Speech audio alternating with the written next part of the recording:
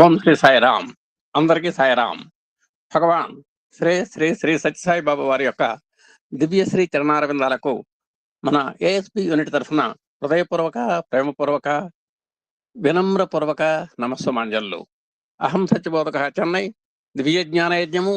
ఈ దివ్య జ్ఞాన యజ్ఞ సుదీర్ఘ రసార్థులైన మన ఆప్తులు, ఆత్మీయులు, మార్గదర్శి, దిశానిర్దేశకులైన శ్రీ మల్లె లక్ష్మీనారాయణ గారికి, మన ఆచార్యాన్ని శ్రీమతి మల్లెల వరలక్ష్మి గారికి నేటి కార్యక్రమం శుభారంభంలో హృదయపూర్వక, ప్రేమపూర్వక ప్రణామాలు.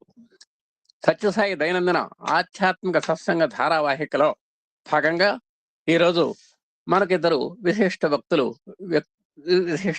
వక్తలు వచ్చి ఉన్నారు.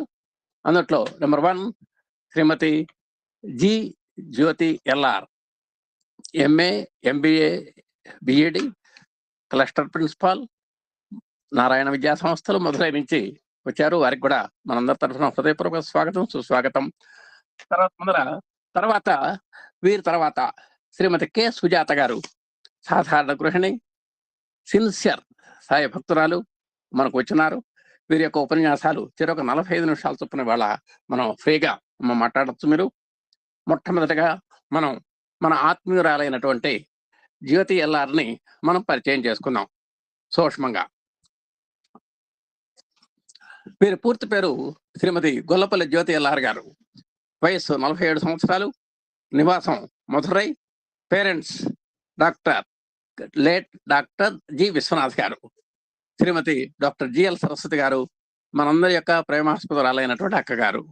వీరి యొక్క విద్య MA, BEd, MA, diploma in psychology, diploma in internet architecture. ఇక వీరి యొక్క స్ఫూర్తి మన ఆదర్శమూర్తి, మనందరికీ మార్గదర్శి అయినటువంటి జిఎల్ సరస్వతి గారు. వీరి యొక్క మాతృమూర్తి కావటం మనందరికీ కూడా చాలా గర్వకారణంగా ఉంది. అలాగే మన ఎల్ఆర్ గారి యొక్క వృత్తిరీత్యా చూస్తే ఇప్పుడు ప్రస్తుతం వీరు శ్రీ సత్యసాయి విద్యా విహార్ పలాస అంటే శ్రీకాకుళం జిల్లా ప్రిన్సిపాల్ గా కూడా ఎనలేని సేవలు చేశారు. ప్రస్తుతం నారాయణ విద్యా సంస్థల్లో క్లస్టర్ ప్రిన్సిపాల్ గా కొన్ని కళాశాల సముదాయానికి వారు పరిపాలనా బాధ్యతల్ని కీలకంగా నిర్వహిస్తున్నటువంటి మన మేధావి మన జ్యోతి ఎల్ఆర్. తర్వాత విద్యారంగంలో 24 సంవత్సరాల సుదీర్ఘ అనుభవం పండించుకున్నటువంటి విదుషిమణి.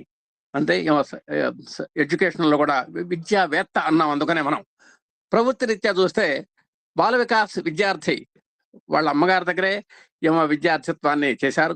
3 గ్రూపులు కూడా పరిపూర్ణ బాల వికాస విద్యార్థి అంటే మన జ్యోతి ఎల్ఆర్ని మనం ఉదాహరణగా చెప్పుకోవాలి.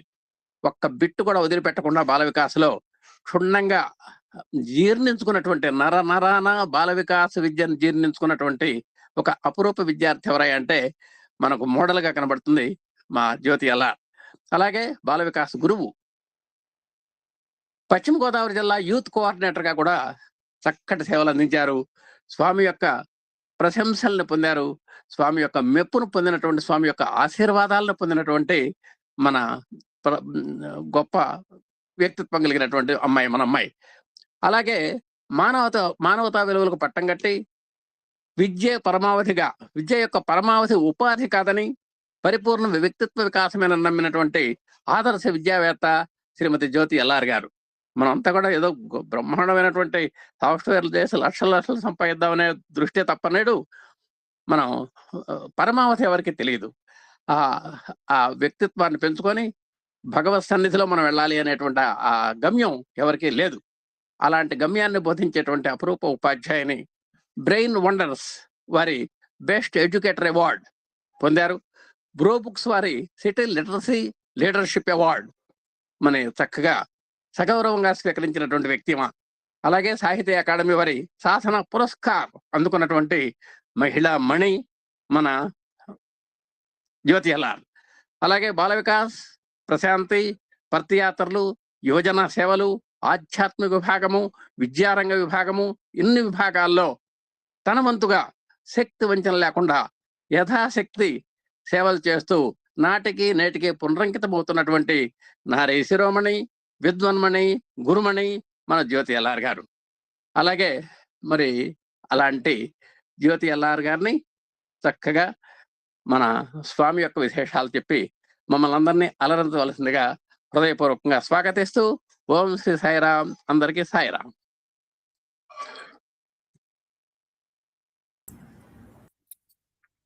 ఓం శ్రీ సాయిరాం.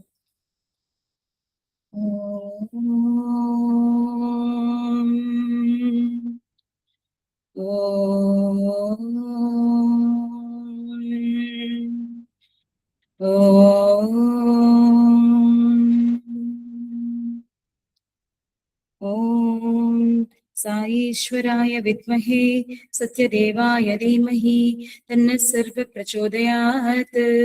ఓం సాయీశ్వరాయ విద్మహే సత్యదేవాయ ధీమహి తన్నః సర్వ ప్రచోదయాత్. ఓం సాయీశ్వరాయ విద్మహే సత్యదేవాయ ధీమహి తన్నః సర్వ ప్రచోదయాత్. ఓం శాంతి శాంతి శాంతి. భగవాన్ బాబా వారి దివ్యశ్రీ చరణారవిందములకు 1,000,000 కోటి ప్రణామములు అర్పిస్తూ ఈ వేదికను అలంకరించినటువంటి పూజ్యులు ఎమ్మెల్యన్ అంకుల్ కి, ఎమ్మెల్యన్ వరలక్ష్మి ఆంటీకి, అలాగే పెద్దలు, సాయి బంధువులందరికీ నా హృదయపూర్వక ప్రేమపూర్వక సాయిరాం అండి. ఈరోజు నేను ఎంతో పుణ్యం చేసుకుంటే ఈ అవకాశం నాకు లభించిందని అనుకుంటున్నాను. పూర్వజన్మ సుకృతం, స్వామివారి దివ్య అనుగ్రహం, నా మాతృమూర్తి అలాగే నా తండ్రి ఇద్దరు ఇచ్చిన ఈ జన్మ సార్థకత చేయడానికి ఇలాంటి కార్యక్రమాల్లో నాకు అవకాశం కల్పించి స్వామి నన్ను ముందుకు నడిపిస్తున్నారు. స్వామికి సర్వదా కృతజ్ఞురాలిని. నేను మీ అందరి ముందు ఎలాంటి పాండిత్యం తెలియదు, నాకు చాలా చిన్నదాన్ని మీ అందరి ముందు. కానీ నాకు తెలిసిన కొన్ని విషయాలు ఈరోజు మీతో పంచుకోవడానికి ఇది మహదవకాశంగా భావిస్తున్నాను. అందరికీ కృతజ్ఞతలండి. ఎమ్మెల్యన్ అంకుల్, మీకు స్పెషల్లీ నా ధన్యవాదాలు. ఇవాళ ఇలాంటి అవకాశం నాకు కల్పించారు. అహం సత్య బోధక ఆత్మని తెలుసుకుంటూ మనకి మార్గనిర్దేశకం, దిశానిర్దేశం చేసే ఒక మంచి ప్లాట్ఫామ్ అని నేను అనుకుంటాను. అమ్మ చెప్తూ ఉంటారు, ఇక్కడ జరిగే ప్రసంగాలన్నీ ఏ విధంగా ఉంటాయి, ఆవిడ నాకు ఎక్స్ప్లెయిన్ చేస్తూ ఉంటారు. నేను రాలేకపోవచ్చు ఒక్కొక్కసారి, కొన్ని ప్రసంగాలు, కొన్ని సత్సంగాలు నేను కూడా అటెండ్ అవ్వడం జరిగింది. తర్వాత వృత్తిరీత్యా ఇప్పుడు కూడా స్కూల్ నుంచే నేను ఇప్పుడు మీకు ఈ ప్రెజెంటేషన్ ఇవ్వడం జరుగుతుంది. అన్నిదా భావించొద్దు. నేను కొంచెం మీరు అనుమతిస్తే నా వీడియో కూడా ఆఫ్ చేసుకొని చేయొచ్చా అండి, లేదంటే వీడియో ఆన్ లో ఉంచి చేయొచ్చు? ఆఫ్ చేసుకోండి మ్యామ్. థ్యాంక్ యూ అండి. సో ఈరోజు ముందుగా స్వామి పాదాలకి నా శిరస్సును వంచి నమస్కరిస్తూ ఈ కార్యక్రమాన్ని మొదలు పెడుతున్నాను. మీ అందరి ఆశీస్సులతో ఇవాళ ఏంటంటే సేవా ప్రాముఖ్యత గురించి నాకు తెలిసిన కొన్ని విషయాలు మాట్లాడాలని అనుకుంటున్నాను. నా వాయిస్ క్లియర్ గా ఉంది కదండి? వాయిస్ వినిపిస్తుంది కదా? Yes ma'am.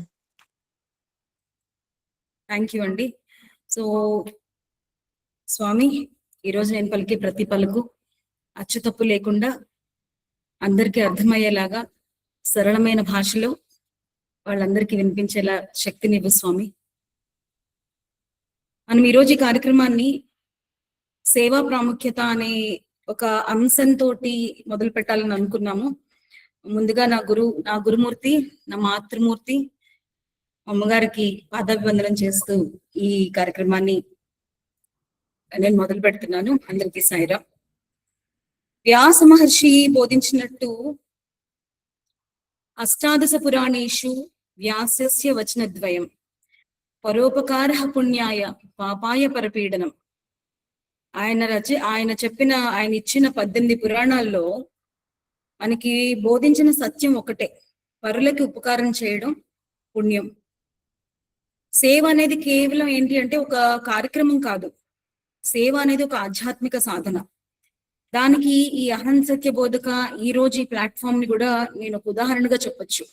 ఒక 45 నిమిషాల పాటు నన్ను ఇక్కడ కూర్చోపెట్టి నా చెవులు, నా మనస్సు, నా చేతులు, నా కళ్ళు, నా కాళ్ళు వేరే వాటి మీదకి వెళ్లకుండా నాకు ఇంత మంచి అవకాశం కల్పించిన ఇది కూడా ఒక సేవ, ఇది కూడా ఒక ఆధ్యాత్మిక సాధన అంటాను నేను. అంటే ఇలా నేను ఒకదాన్నే కాదు, ఈ 45 నిమిషాలు తర్వాత సుజాత గారు 45 నిమిషాల పాటు ఇందులో ఆల్మోస్ట్ ఒక 50 మంది పైన ఉన్నారు.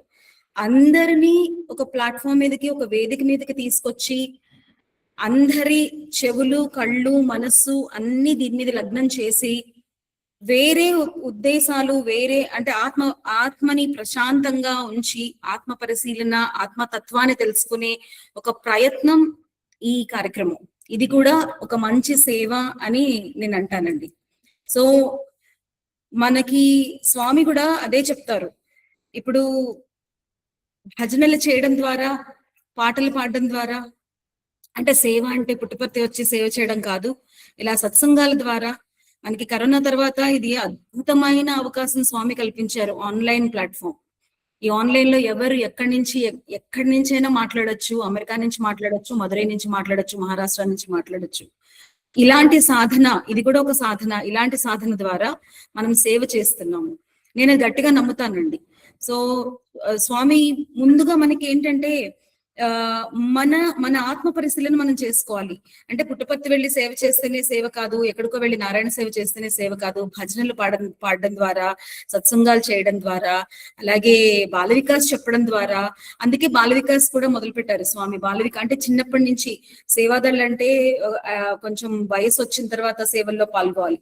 కానీ బాల వికాస్ అనే ఒక మహోత్కృష్టమైన ఒక ప్లాట్ఫామ్ ని స్వామి నిర్మించి బాల విహార్గా మొదలుపెట్టి బాల వికాస్ లో ఈ శ్లోకాలు, పద్యాలు, అన్ని మంచి విశేషాలను నేర్పించి పిల్లలకి, అంటే మొదటి నుంచి మొక్కే వంగనిది మానే వంగున అని చిన్నప్పటి నుంచే వాళ్ళకి ఆధ్యాత్మిక సాధన ద్వారా సేవ, అలాగే జీవిత దిశానిర్దేశం, ఇవన్నీ కూడా స్వామి అంతర్లీనంగా ఆయన సృష్టించి మనందరికీ ఇచ్చారు. ఆ సేవల్లో నాకు కూడా అవకాశం కలగడం, నా మాతృమూర్తి ద్వారా, నా గురువు ద్వారా నేను కూడా బాల వికాస్ నేర్చుకున్న తర్వాత యూత్ సేవలు, అంటే అంచెలంచెలుగా తర్వాత పరిణితి ఏ విధంగా పొందాలి అనే దాంట్లో స్వామి చాలా బ్రహ్మాండమైన అవకాశాలు కల్పించారు.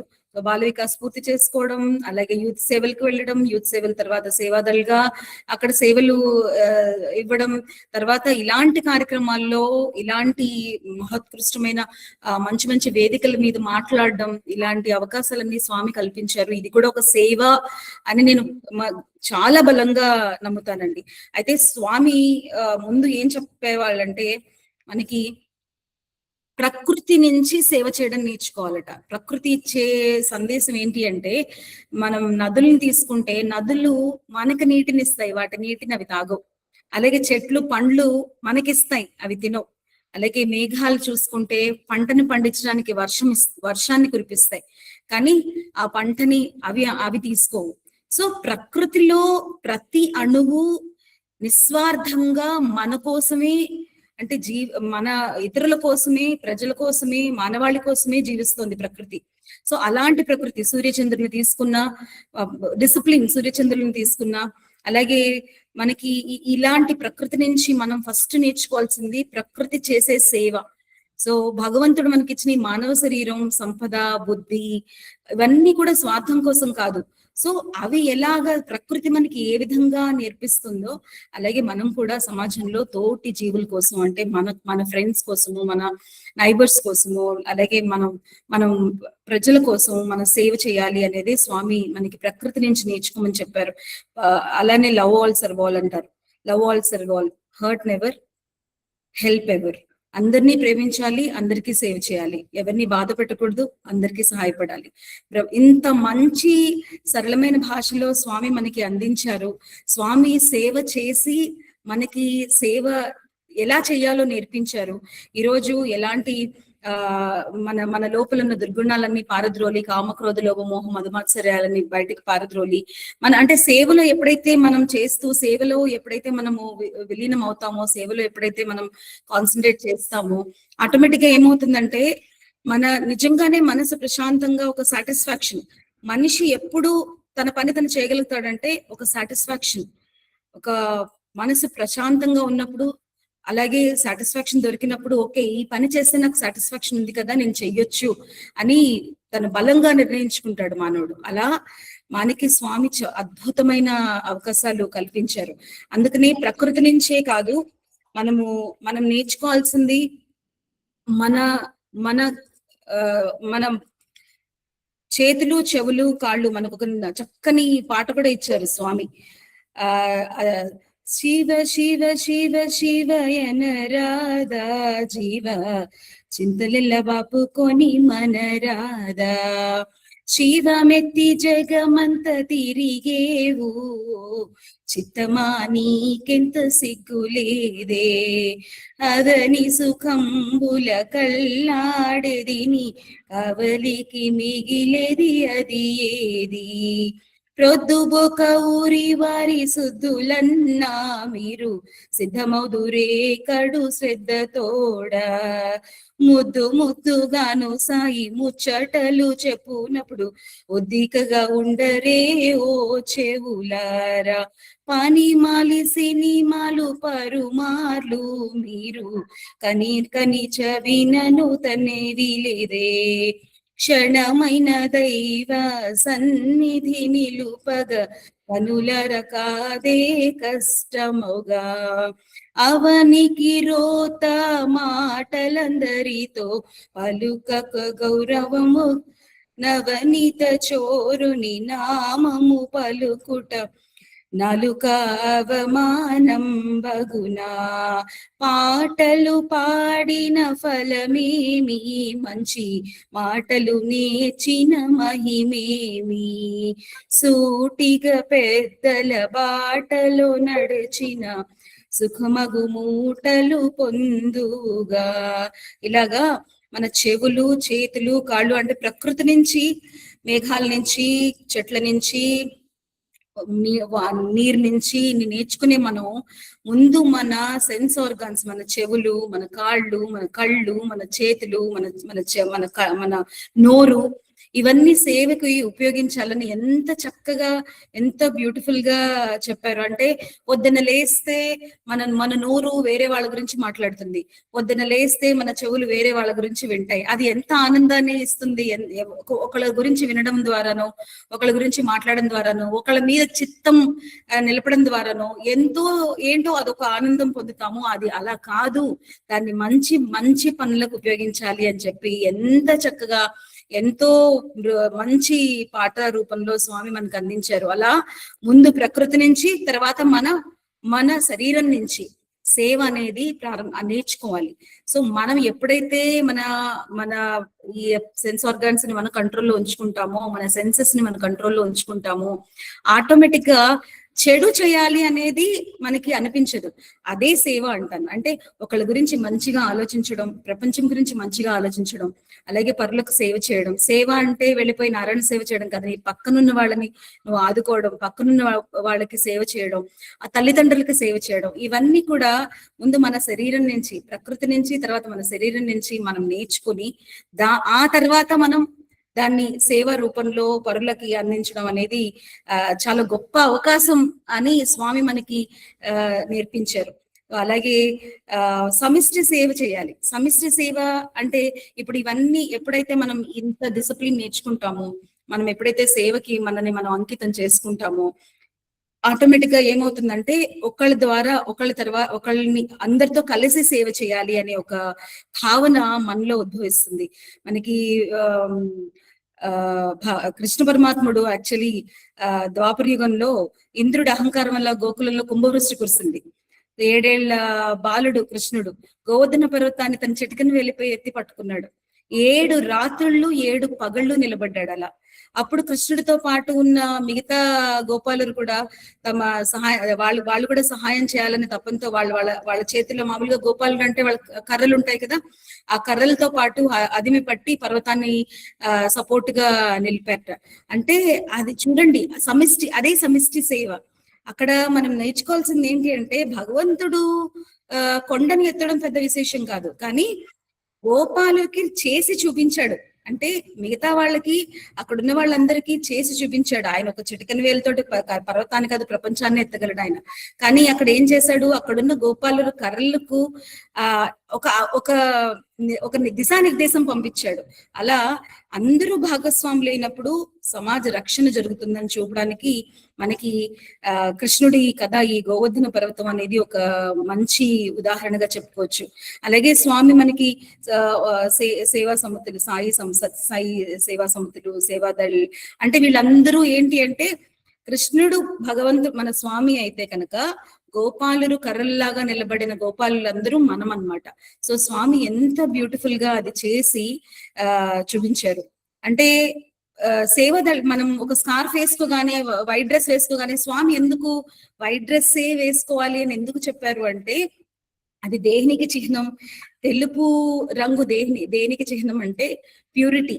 ఆ purity in thought, purity in mind, purity in heart. Swami ఎప్పుడు చెప్తారు purity in thought, purity in mind, purity in heart. ఈ మూడు ఏం చేస్తాయంటే ప్యూరిటీ ఇన్ డీడ్ అంటే మనం చేసే పని, ఈ మూడు ప్యూరిటీ పవిత్రంగా ఉంచుకుంటే మనం చేసే పని పవిత్రంగా ఉంటుందనే ఉద్దేశంతో స్వామికి ఎవరండి టీచర్ ఇవన్నీ చెప్పడానికి?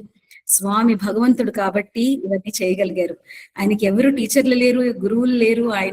ఆయనకి అంత భగవంతుడు మనకి భూమి మీద ఉద్భవించి మన కోసం, మనని పవిత్రం చేయడం కోసం ఆయన ఎన్నో కార్యక్రమాలు ఆయన సేవ చేసి, ఇప్పుడు కృష్ణుడు చేసినట్టు ఆయన సేవ చేసి మనకి చూపించారు. సో అలా ఒక వైట్ డ్రెస్ వేసుకోగానే, ఒక స్కార్ఫ్ వేసుకోగానే మనసు చాలా పవిత్రం అయిపోతుందిట. చాలా అంటే స్వామి అక్కడి నుంచే స్టార్ట్ చేశారు. ఒక డ్రెస్ కోడ్ దగ్గర నుంచి సేవకి ఎంత ప్రాముఖ్యత ఉందనేది ఒక డ్రెస్ కోడ్ నుంచే స్వామి మొదలు పెట్టారు.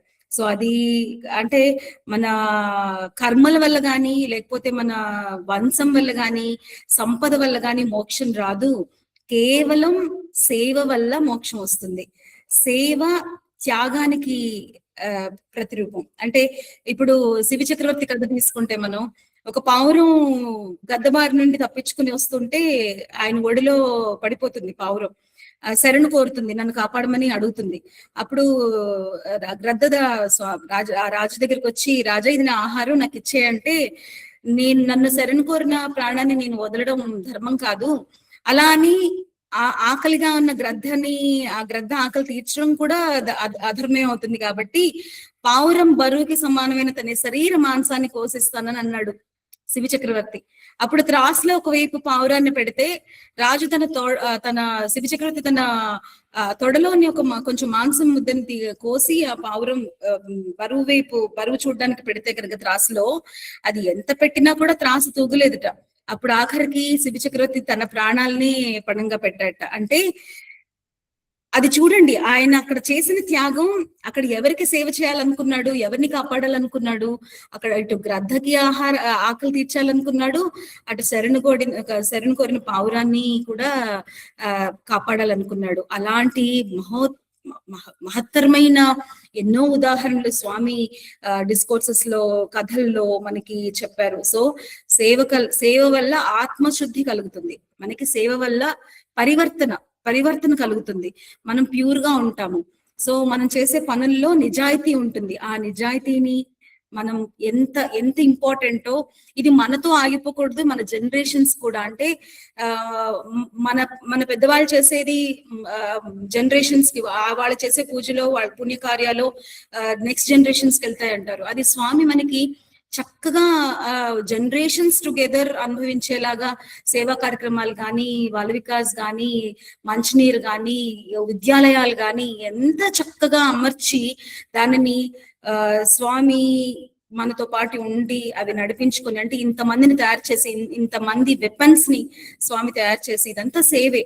సో ఆయన మనకి చెప్పేది ఏంటంటే సేవ వల్ల మనకి ఆత్మశుద్ధి కలుగుతుంది. అంతకన్నా ఏం కావాలండి? ప్రతి మనిషి సేవలో ఆత్మశుద్ధి చేసుకుని, ఆత్మ జ్ఞానాన్ని, పరిపక్వతని తెచ్చుకొని చక్కగా ఇతరులకి సేవ చేస్తే అంతకన్నా జీవితంలో ఇంకేం సాధించాలి మనం? మనకి స్వామి చెప్తారు, సేవే సాధన, సేవే మోక్షం. అందుకని ఒకళ్ళకి ఉపకారం చేయడం, సేవ చేయడం ద్వారా మన ఆత్మశుద్ధి, అంటే హృదయంలో ఏదైతే చెడు ఉంటుందో, మాలిన్యం ఉంటుందో అది తొలగిపోయి ఆత్మశుద్ధి జరుగుతుంది. ఒకసారి అమెరికా అధ్యక్షుడు వాళ్ళ ఫ్రెండ్స్ తోటి ఒకసారి ఆయన అబ్రహం లింకన్ ఒకసారి వాళ్ళ స్నేహితులతో కలిసి కోర్టుకు వెళ్తుంటే ఒక బురదలో ఒక చిన్న పందిపిల్ల పడిపోయి చూసారట ఆయన. చూస్తే అది గిలిగిలో కొట్టుకుంటోంది, బయటికి రాలేకపోతుందిట. అబ్రహం లింకన్ అంటే మంచి కోటు, మంచి ఖరీదైన బట్టలు ఉంటాయి కదా. ఆయన వెంటనే అది చూసి కారు దిగి వెళ్ళి ఆయన కోటు తీసేసి పందిపిల్లని కాపాడి అదే బయటికి తీసుకొచ్చారట. తీసుకొస్తే ఆయన సర్వెంట్స్ అడిగారట, సార్ మీరు అదే అధ్యక్షుడు, ఒక చిన్న దేశానికి అధ్యక్షుడు, ఒక చిన్న జంతువు కోసం మీ బట్టలు పాడు చేసుకున్నారే అంటే, అప్పుడు అబ్రహం లింకన్ చెప్పారట నవ్వి, ఆ పందిపిల్ల అలా కొట్టుకుంటూ ఉంటే నా మనసు ఎందుకో చూడలేకపోయింది, ఆ స్థితిలో నా మనసు విలువెల్లా ఆడిపోయింది, దాన్ని కాపాడకపోతే నాకు మనసు ప్రశాంతత ఉండదు, నాకు ఆత్మ సంతృప్తి ఉండదు, అందుకనే ఈ చిన్న సేవ నేను చేశానని చెప్పి అబ్రహం లింకన్ చెప్పారట. అంటే సేవే సాధన, సేవే మోక్షం. ఇలాంటి పెద్దవాళ్ళ దగ్గర నుంచి మనం ఎంతో నేర్చుకోవచ్చు. సో అంటే మనం అక్కడ అర్థం చేసుకోవాల్సింది ఏంటి, సేవ చేసేది అవతల వాళ్ళ కోసం కాదు, మన ఆత్మ సంతృప్తి కోసం, మనసు ప్రశాంతంగా ఉంచుకోవడం కోసం, ఆత్మ వికాసం కోసం. మనకి నేను అనుకుంటా ఈ భగవంతుడు ఇచ్చిన గొప్ప అవకాశం అని అనుకుంటాను నేను. అలాగే నారాయణ సేవ గురించి ఎంత చక్కగా చెప్తారు స్వామి. ఎవరైతే కృష్ణ పరమాత్ముడు చెప్పినట్టు, ఎవరైతే సమాజానికి, భగవంతుడికి వాళ్ళ జీవితాన్ని, అంటే భగవంతుడికి జీవితాన్ని అర్పించడం అంటే ఏంటి, మనం వెళ్ళిపోయి భగవంతుడి దగ్గర ప్రాణత్యాగం చేయడం కాదు. భగవంతుడు చెప్పింది, స్వామి చెప్పింది మనం అనుసరించడం, అలాగే మన ఆత్మ పరిశీలన, మనని మనం తెలుసుకోవడం, అలాగే ఎదుటి వాళ్ళని బాధ పెట్టకుండా వాళ్ళకి నిస్వార్థంగా సేవ చేయడం. అంటే ఇలా చేయడం వల్ల పాపాల నుండి విముక్తులు అవుతారు. అంటే కృష్ణుడు చెప్తాడు, ఎవరైతే కేవలం తన స్వార్థం కోసం, తన కడుపు నింపుకోవడం కోసం మాత్రమే బ్రతుకుతారో వాళ్ళు అన్నం తినడం లేదు, పాపాన్ని తింటున్నారని చెప్తాట భగవద్గీతలో కృష్ణ పరమాత్ముడు. సో స్వామి కూడా అంతే కదా. అంటే మనం తినేసి మన కడుపు నింపేసుకుని, అలాగే మన జీవితాన్ని మనం సాటిస్ఫై చేసేసుకుంటే కాదు. మనకి సత్సాయి సంస్థల్లో మనం అడుగు పెట్టింది ఒక స్వామి ఒక గడ్డి పరకతో పని చేయించుకుంటారు. అలాగా మనందరినీ ఒక్కొక్క గడ్డి పరక కింద తీసుకుని చక్కగా మనకి సేవ నేర్పించారు. మనకి నిజంగా మనకి ఇందులో చేరినప్పుడు సేవ చేయడం తెలీదు, ఎలా చేయాలో తెలీదు, ఎలా వంటల్లో ఎలా పాల్గొనాలో తెలీదు, ఎలాగా నారాయణ సేవ చేయాలో తెలీదు. అంటే నేను ఫస్ట్ జాయిన్ అయినప్పుడు సంగతి చెప్తున్నా. దాంట్లోకి వెళ్ళిన తర్వాత బాల వికాస్లో నేర్చుకున్నది, బాల వికాస్లో ఏం నేర్చుకున్నాం అంటే డిసిప్లిన్ గా ఉండాలని నేర్చుకున్నాం. డిసిప్లిన్ గా ఉండి అందరితోటి మృదుమధురంగా సంభాషిస్తూ, నలుగురితో కలిసి, నలుగురితో మంచిగా నడుచుకుంటూ, నడవడిక మార్చుకుంటూ చక్కగా మనని మనం తీర్చిదిద్దుకోవడం బాల వికాస్లో నేర్చుకున్నాం. అక్కడి నుంచి next Bal Vikas next step third group అవ్వగానే మాకందరికి థర్డ్ గ్రూప్ నేను నేర్చుకున్నాను. ఆ తర్వాత నేను బాల వికాస్ స్టూడెంట్ నుంచి బాల వికాస్ గురువుగా నాకు నెక్స్ట్ అవకాశం కల్పించారు స్వామి. అంటే నెక్స్ట్ స్టెప్ ఎక్కాను. సో నేనేమైతే నేర్చుకున్నానో అమ్మగారి దగ్గర, మిగతా గురువుల దగ్గర ఏదైతే నేర్చుకున్నానో అది మళ్ళీ వేరే విద్యార్థులకి అందజేయడం ద్వారా ఒక సేవ. ఆ సేవ ద్వారా నేనేం నేర్చుకున్నానో వాళ్ళకి చెప్పి, స్వామి ఎంత గొప్ప అవకాశం చూడండి. అంటే డిగ్రీ మనము 10th క్లాస్ తర్వాత 12th క్లాస్, 12th తర్వాత డిగ్రీ తర్వాత పీజీ, ఆ తర్వాత ఉద్యోగం అన్నట్టు చక్కగా బాల వికాస్ లో స్టూడెంట్ గా నేను ఏదైతే నేర్చుకున్నానో మళ్ళీ అది వృధా పోకుండా మళ్ళీ నెక్స్ట్ గ్రూప్స్ కి, నెక్స్ట్ నా తర్వాత జనరేషన్ కి వాళ్ళకి బాల వికాస్ చెప్పే అవకాశం కల్పించారు. అక్కడితో ఆపారా స్వామి? ఆపలేదు. అక్కడి నుంచి ఏం చేశారు, యూత్ సేవలకి తీసుకెళ్లే అవకాశం కల్పించారు. అప్పుడు ఇంకొక పట్టం కట్టారు. అంటే స్వామికి ఎవరికి ఏది ఇస్తే పని అవుతుందో స్వామికి తెలుసు, ఆ కృష్ణ పరమాత్ముడికి తెలుసు. ఎవరు రథసారథి అవ్వాలో కృష్ణ పరమాత్ముడికి తెలుసు. ఎవరిని ఏ యుద్ధ సమయంలో ఎవరిని ఎప్పుడు ఎక్కడ ఉపయోగించాలో ఆ కృష్ణ పరమాత్ముడికి తెలుసు.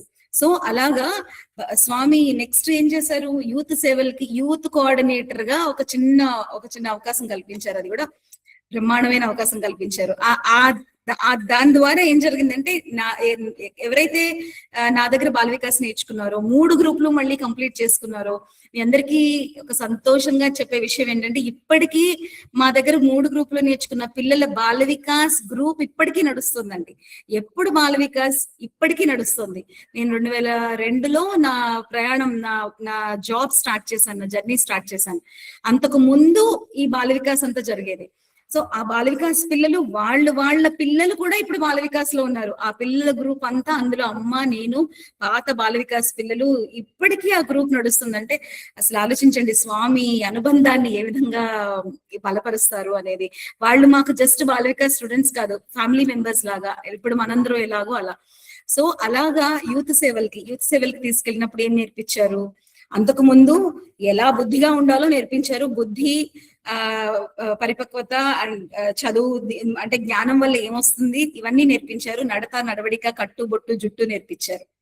కట్టుబొట్టు జుట్టు ఎందుకు నేర్పించారు తర్వాత అర్థమైంది. యూత్ సేవలకి వెళ్ళడం వల్ల 10 మందిలో సేవ చేయడం వల్ల. అంటే అప్పటి వరకు ఏమైపోయాం, మేము కన్ఫైన్ అయిపోయాం. అంటే ఈ లోపల సేవలే, ఇక్కడ పుష్కరాల సేవో లేకపోతే సత్సాయి మందిరంలో సేవో లేకపోతే ఇళ్లలో సేవో ఏదో భజనల్లో సేవో లేకపోతే క్రిస్మస్ వస్తే సేవో లేకపోతే సంక్రాంతి వస్తే సేవో అక్కడ వరకే పరిమితం. ఆ తర్వాత నుంచి నెక్స్ట్ లెవెల్ ఏమి ఇచ్చారు స్వామి. మన పిల్లలు చూడండి ఇక్కడ స్కూల్లో చదువుకుని కాలేజ్ లెవెల్ కి బయటకు వెళ్తారు, పీజీ లెవెల్ కి రాష్ట్రమే దాటి వెళ్తున్నారు, ఇప్పుడు దేశమే దాటి వెళ్తున్నారు. ఇప్పుడు అలాగా ఒక్కొక్క లెవెల్ స్వామి పెంచారు, అందరినీ స్వామి పెంచారు, ఉద్ధరించారు. సో అలాగా నెక్స్ట్ లెవెల్ ఏం చేశారు, అక్కడ సేవలు నెమ్మదిగా లోకల్ సేవలు చేసుకుంటూ ఒక పర్తి సేవలకు అవకాశం ఇచ్చారు.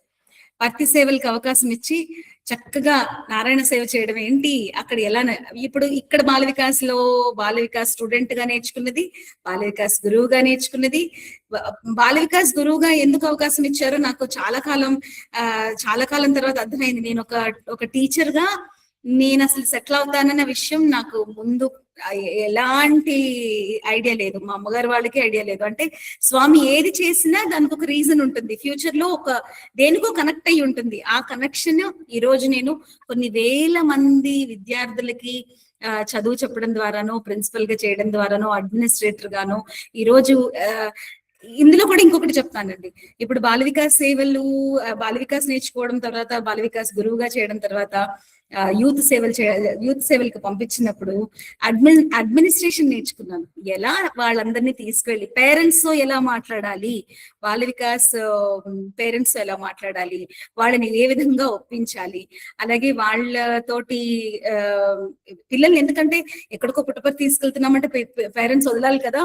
సో వాళ్ళని పేరెంట్ మీటింగ్ పెట్టి ఇలా పిల్లలందరినీ ఒక 20 మంది 30 మంది పిల్లల్ని యూత్ సేవలకు తీసుకెళ్తాం. అప్పుడు నేర్పించారు పేరెంట్స్ ఎలా మాట్లాడాలి, అడ్మినిస్ట్రేషన్ ఏ విధంగా చేయాలి, ఇవన్నీ కూడా స్వామి అప్పుడు నేర్పించారు. అది ఇప్పుడు ఉపయోగపడుతుందని నిజంగా నేను అప్పుడు అనుకోలేదు, కానీ ఈ రోజు నిజంగా అది చాలా చాలా సపోర్ట్ చేస్తుంది నాకు. అలాగా నేర్చుకుని సేవలకు వెళ్ళడం. సో అప్పుడు నేర్చుకున్నాం నారాయణ సేవ అంటే ఇది, ఓకే ఇలా సేవ చేయాలి, ఇలా కూరగాయలు తిరగాలి, ఇంత టైంలో కూరగాయలు తిరగాలి, సమయ పాలన నేర్చుకున్నాం. పొద్దున లేవాలి, 4 గంటలకు లేవాలి, క్లీన్ చేయాలి. మాకు ఫస్ట్ యూత్ అందరికి కూడా సేవాదల్ క్యాంటీన్స్ ఇచ్చేవారు. అక్కడ సేవాదల్ క్యాంటీన్ లో శ్యామలమ్మ ఆంటీ ఆధ్వర్యంలో అక్కడ ఫస్ట్ యూత్ ని తీసుకెళ్ళింది సేవాదల్ క్యాంటీన్ కి. అప్పుడు స్వామి ఎంత బలం ఇచ్చి మాకు, అంటే ప్రతి చిన్న పనిలోనూ స్వామి మనతో ఉండి చేయిస్తారా అనడానికి మేము చాలా ఎక్స్పీరియన్సెస్ ఉన్నాయి మాకు. పొద్దున్న లేవడం నేర్పించారు, 4 గంటలకు లేచి అక్కడ శుభ్రం చేయడం గాని, చీపుర్లు పట్టుకుని, అమ్మ చెప్తే చేస్తామా, అమ్మ ఇంట్లో నువ్వు చీపురు పట్టుకుని దుడు, ఒకసారి ఇల్లంతా శుభ్రం చెయ్యి, ఇల్లు దులుపు అంటే అమ్మ ఇవాళ ఆదివారం ఒక్కరోజు ఎందుకమ్మా మమ్మల్ని బాధపడతావు అని అంటాం. కానీ అక్కడ ఎవరు చెప్పక్కర్లేదు, స్వామి అక్కడి నుంచి ఒక స్విచ్ ఆన్ చేస్తారు అంతే. బట్ లేస్తాం 2 గంటలకే, బాత్రూమ్స్ తడిగా అయిపోయే లోపే స్నానం చేసేయాలి. కాంపిటీషన్ అంటే ఆ యూత్ ఇది ఉండేది అప్పుడు. అలా వెళ్ళిపోయి స్నానాలు చేయడం, 3 గంటలకల్లా రెడీ అయిపోవడం, 4 గంటలకల్లా చీపుర్లు పట్టుకొచ్చేసేయడం, తుడిచేయడం. అంటే అక్కడ ఇక్కడ పని చెప్తే అమ్మో పక్క వాళ్ళు ఎవరు చూస్తున్నారు, ఈ ఇంటి వాళ్ళు చూస్తున్నారు, ఆ ఇంటి వాళ్ళు చూస్తున్నారు, లేకపోతే మా ఫ్రెండ్స్ చూస్తున్నారు, ఉండేది. కానీ అక్కడికి వెళ్తే ఎవరు చూసినా ఏం చేసినా అందులో లీనమైపోయి అది తుడిచి తర్వాత నీట్ గా చేసి నీళ్లు జల్లి ముగ్గులు పెట్టి, అమ్మ ముగ్గు పెట్టమంటే అబ్బే ముగ్గు రాదు ఏమి రాదు అమ్మ నేను చేయలేనమ్మా. కానీ అక్కడికి వెళ్తే అంటే ఎంత శక్తి వచ్చేస్తుంది, ఎంత అదే నేర్పిస్తారు స్వామి.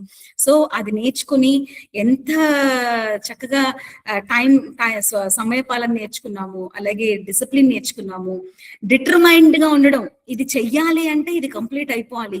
ఇన్ని కూరగాయలు, ఇన్ని పచ్చిమిరపకాయలు చేతులు, ఎప్పుడైనా అమ్మ కూర తరగమంటే తరుగుతామా? అబ్బే అసలు అమ్మ చేతులు మండుతాయి. కానీ అక్కడ ఒక 20-30 కేజీల పచ్చిమిరపకాయలు తరగడం, ఉల్లిపాయలు తరగడం, ఆ ముక్క ఎగిరేసుకుంటూ నీ కళ్ళ నీళ్ళు తెచ్చుకుంటూ, ఇవన్నీ అమ్మ చెప్తే చేయవు. కానీ మన అమ్మ స్వామి చెప్తే ఇవన్నీ నేర్చుకున్నాం. సో ఎంత బ్యూటిఫుల్ గా ప్రశాంతి నిలయంలో స్వామి ఎంత పెద్ద ఎత్తున నారాయణ సేవ జరుగుతుందో మీ అందరికీ తెలుసు కదా.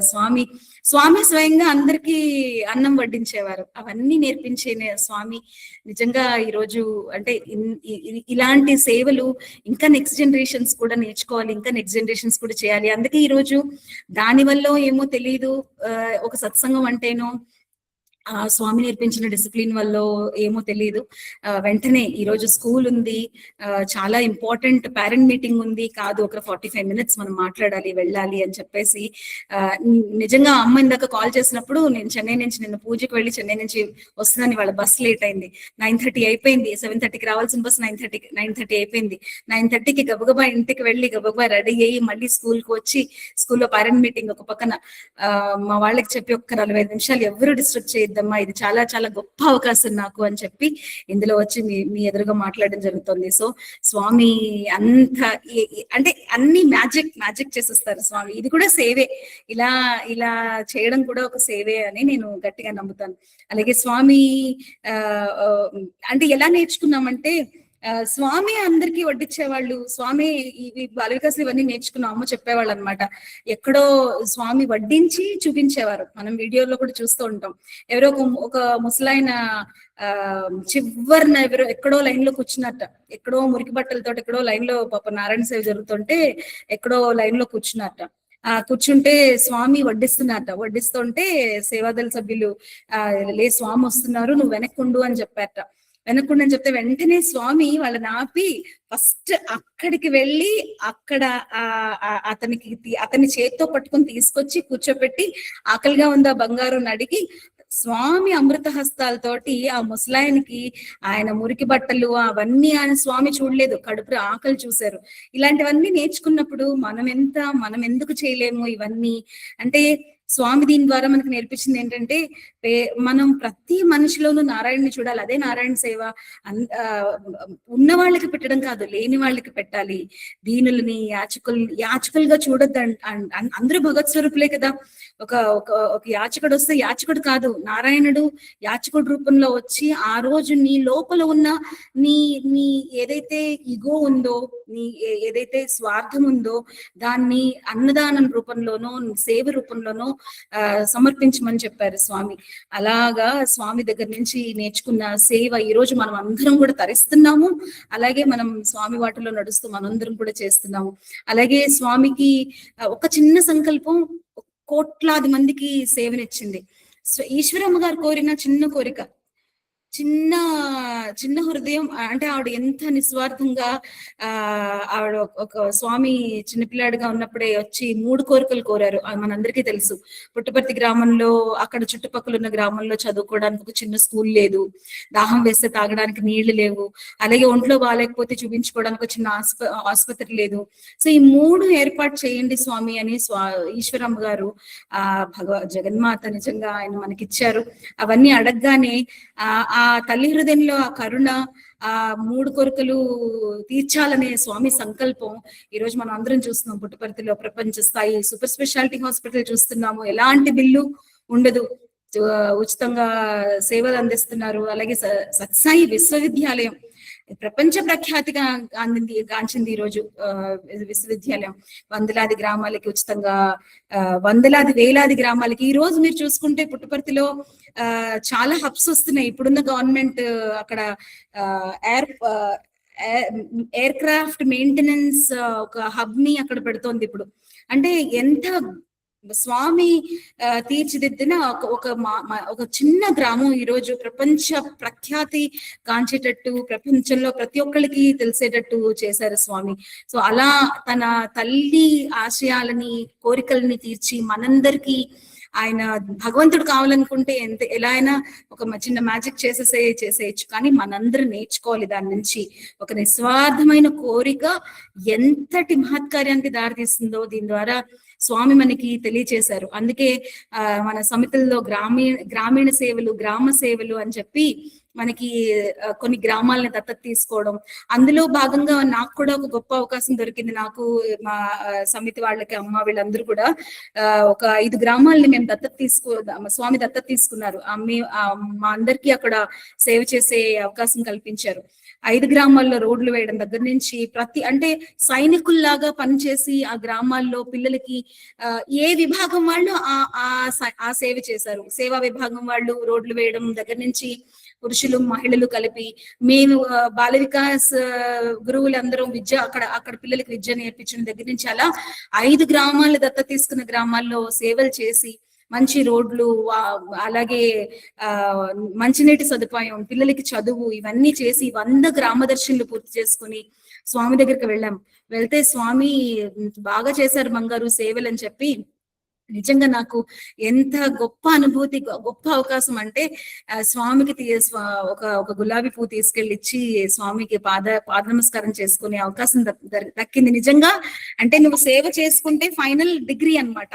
నువ్వు చదివిన చదువుకి ఫైనల్ డిగ్రీ పట్టా చేతికి వస్తుంది కదా. అలా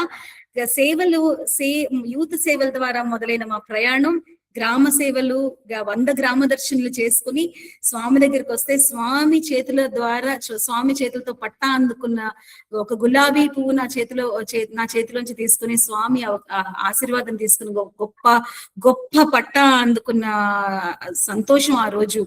అంటే స్వామి ఆశీస్సులు నీకు ఎందుకు ఆ రోజు ఆశీర్వదించారు, ఎందుకు నా తల మీద బాగా చేశారు బంగారు అని పాద నమస్కారం ఇచ్చారు అంటే ఈ సేవ నువ్వు ఇప్పటి వరకు నేర్చుకునేది ఒక టెస్ట్మెంట్ మాత్రమే. ఇప్పుడు నువ్వు ఇక్కడి నుంచి నువ్వు చేసేది ఇక ముందు ఇది నువ్వు కొనసాగించాలి అని స్వామి ఊరికే పాద నమస్కారం ఇవ్వరు, స్వామి ఊరికే బ్లెస్సింగ్స్ ఇవ్వరు. ఆ రోజు మొదలైన జర్నీ అండి ఈ రోజు వరకు స్వామి అలా నడిపిస్తున్నారు. స్వామి చెప్తారు, hands that help are holier than lips that pray. అంటే ప్రార్థించే పెదవుల కన్నా సేవించే చేతులు మిన్నా అని. సో సేవకు ధనంతో పని లేదు, మనం జస్ట్ పవిత్రమైన హృదయం ఉంటే చాలు. ప్రశాంతి నిలయంలో ఒకసారి సేవాదళ సెక్షన్ జరుగుతుందండి. అక్కడి నుంచి మనకి ఫారెన్ నుంచి కూడా చాలా పెద్ద విరాళాలు వచ్చాయి. ఒకసారి మనకి ఒక పేద భక్తుడు స్వామికి ఏదైనా ఇవ్వాలని చెప్పి ఆయన దగ్గర యాక్చువల్లీ ఏదైనా ఇవ్వాలని అనుకున్నారు పాప, కానీ ఆయన దగ్గర ఏం డబ్బులు లేవన్నమాట. రోజంతా పుట్టపర్తి వీధులు, స్వామి నడిచే దారులు, స్వామి ఎక్కడెక్కడ వెళ్తారో అక్కడంతా శుభ్రం చేసి స్వామి దర్శనానికి కూర్చున్నారట. ఏంటంటే నేనేమి ఇవ్వలేను స్వామికి, ఇక్కడ వీళ్ళందరూ పెద్ద విరాళాలు ఇస్తున్నారు, నా దగ్గర 1 రూపాయి కూడా లేదు అని అనుకుంటూ ఆయన స్వామి ఎక్కడెక్కడ నడుస్తారో, స్వామి ఏ రూట్స్ లో వస్తారో అవన్నీ చక్కగా శుభ్రం చేసి సాయంత్రం వచ్చి దర్శనానికి వచ్చి మన ప్రశాంతి నిలయంలో కూర్చున్నారట. కూర్చుంటే స్వామి నేరుగా ఆయన దగ్గరికి వెళ్ళి, ఆ భక్తుడి దగ్గరికి వెళ్ళి, బంగారు ఈ రోజు నువ్వు నాకు ప్రపంచంలోనే అత్యంత విలువైన కానుకనిచ్చావు అన్నట్ట. నేనేమిచ్చాను స్వామి, అంత పెద్ద వాళ్ళు వచ్చి ఫారెన్ నుంచి వాళ్ళందరూ వచ్చి ఎంతో ధనం వెచ్చించి ఎన్నో సేవలు చేస్తున్నారు స్వామి అంటే నువ్వు సేవ చేసి శుభ్రం చేసి ఇవన్నీ తుడిచి ఇవన్నీ చేసిన సేవ నాకు చాలా నచ్చింది. ఇదే నాకు కావాలి, ఇదే నేను ఆశిస్తున్నాను. డబ్బులు నేను ఆశించట్లేదు, సేవని ఆశిస్తున్నాను. నువ్వు నిష్కల్మషమైన మనసుతోటి చక్కగా ఇవన్నీ శుభ్రం చేశావు, స్వామి నడిచే దారిని శుభ్రం చేశావు నువ్వు, అందుకని నేను చాలా చాలా సంతోషపడుతున్నాను బంగారు అని చెప్పి స్వామి ఆయనకి విభూతి ప్రసాదం అందించారట. అలాగే స్వామి మనం సేవ చేస్తే, ఎప్పుడు సేవకి వెళ్ళినా ఏదో ఒక రూపంలో యూత్ సేవలు అని చెప్పాను కదండి, యూత్ సేవలకు వెళ్ళినప్పుడు కూడా యూత్ అందరిని తీసుకుని స్వామి దర్శనం కోసం వెళ్తే స్వామి సరిగ్గా బెంగళూరు వచ్చేసారు. అదే లాస్ట్ మాకు యూత్ సేవలు అయిపోయి లాస్ట్ రోజు స్వామి దర్శనానికి వెళ్తే స్వామి బెంగళూరు వచ్చేసారని తెలిసింది. వెంటనే మేమందరం బయలుదేరి బెంగళూరు వైట్ ఫీల్డ్ కి వచ్చేసాం. ఆ రోజు స్వామి దర్శనానికి వస్తున్నారు. అసలు ఎంత నిస్వార్థంగా చేశారంటే పిల్లలందరూ అసలు అంటే ఇంకా దాంట్లోనే మునిగిపోయి ఎంతో ఎంజాయ్ చేస్తూ సేవ చేశారు. తీరా అంతా అయ్యో స్వామి దర్శనం చేసుకున్నాను అనేసరికి స్వామి బెంగళూరు వచ్చేసారు సార్. పుట్టపర్తి నుంచి వెంటనే మేము బయలుదేరి వైట్ ఫీల్డ్ కి వెళ్ళి వైట్ ఫీల్డ్ లోపలికి ఎంటర్ అవుతూ ఉంటేనే స్వామి వచ్చేసారు. మనకు తెలుసు కదా, కూర్చుంటే అలా కూర్చునే ముందుకి వెళ్ళిపోతాం. అలా వెళ్ళిపోతూ స్వామి నేరుగా వచ్చి అడిగారు, బంగారు ఎంతమంది పిల్లల్ని తీసుకొచ్చావు అని అడిగారు. 13 మంది అమ్మాయిలు 16 మంది అబ్బాయిల్ని తీసుకొచ్చాను స్వామి అంటే, మీరందరూ సేవలు బాగా చేశారు బంగారు అన్నారు. అంటే ఒక పాస్పోర్ట్ లాగా అన్నమాట. నువ్వు ఇది చేసావు, ఒక సర్టిఫికెట్ అన్నమాట. నువ్వు ఈ సేవ చేసావు కదా, నేను ఇది గమనించాను అని స్వామి చెప్పి ఎంత చక్కగా మమ్మల్ని ముందుకి, అంటే అలా యూత్ ని గాని అలా వస్తేనే కదా కొత్తగా వచ్చిన యూత్ కి స్వామి అలా పలకరించారు కాబట్టి మనం ఇంకా సేవలు చేయాలి. వాళ్ళ బాల వికాస్ పిల్లలు తర్వాత యూత్ సేవలు చేస్తూ ఇంకా స్వామి సేవల్లో కొనసాగిస్తున్నారు, ఇంకా నారాయణ సేవ చేస్తున్నారు. అలాగే శివంలో సేవలు చేస్తున్న పిల్లలు ఉన్నారు. అందులో ఇప్పుడు పెద్దవాళ్ళు అయిపోయి వాళ్ళ పిల్లలతో కూడా సేవలు చేస్తున్న వాళ్ళు ఉన్నారు, భజనలు చేస్తున్న వాళ్ళు ఉన్నారు. సో ఇలాగ స్వామి సేవా ప్రాముఖ్యతని ఆయన చేస్తూ మన ద్వారా చేయించి మనని ముందుకు నడిపించి మన అహంకారాన్ని స్వామి పాదాలు చెంత ఉంచి నామస్మరణ చేస్తూ నిస్వార్థ సేవతో స్వామి హృదయంలో స్థానం మనకి సంపాదించేలా అది కూడా స్వామి చేశారండి. నిజంగా ఇలాంటి జన్మ ఇంకా వేరే జన్మ వద్దు అనిపిస్తుంది. ఇలాంటి సేవలు చేసి ఇలాంటి అవకాశాలు కల్పించిన ఈ జన్మ ఇంతవరకు చాలు అనిపిస్తుందండి. సో ఇలాంటి అవకాశం స్వామి కల్పించినందుకు నా మొత్తం జీవితాన్ని స్వామి పాదాల చెంత ఉంచి ఇలాంటి అవకాశాలని కల్పిస్తున్న మీ అందరికి కూడా ఎంతో ఎంతో రుణపడి ఉన్నాను. నిజంగా ఈరోజు చాలా ప్రశాంతంగా ఉంది నాకు మనసులో. ఇవన్నీ మీతో షేర్ చేయడం వల్లనో, లేకపోతే ఈ కాసేపు ఈ సేవ చేయడం వల్ల, ఈ కాసేపు నేను ఇవన్నీ బాహ్య ప్రపంచంలో ఉన్నవన్నీ వదిలేసి ఈ కాసేపు ఈ సత్సంగం ద్వారా సత్సంగం మంచి మనుషులతోటి కూర్చుని సంఘం మీ అందరితో కలిసి కూర్చుని మంచి మాటలు మాట్లాడే అవకాశం కల్పించి నాకు కాసేపు ఒక 45 నిమిషాలు మీరు నాకు చేతి ఈ సేవ చేయించారు. నేను సర్వదా కృతజ్ఞరాలండి అందరికీ. జై సాయిరామ్. భగవాన్ సత్సాయి బాబా వారికి నేను మనస్ఫూర్తిగా ధన్యవాదాలు తెలియజేసుకుంటూ మీ అందరికీ మనస్ఫూర్తిగా ధన్యవాదాలు తెలియజేసుకున్నానండి. ఓం శాంతి శాంతి శాంతి. సాయిరామ్.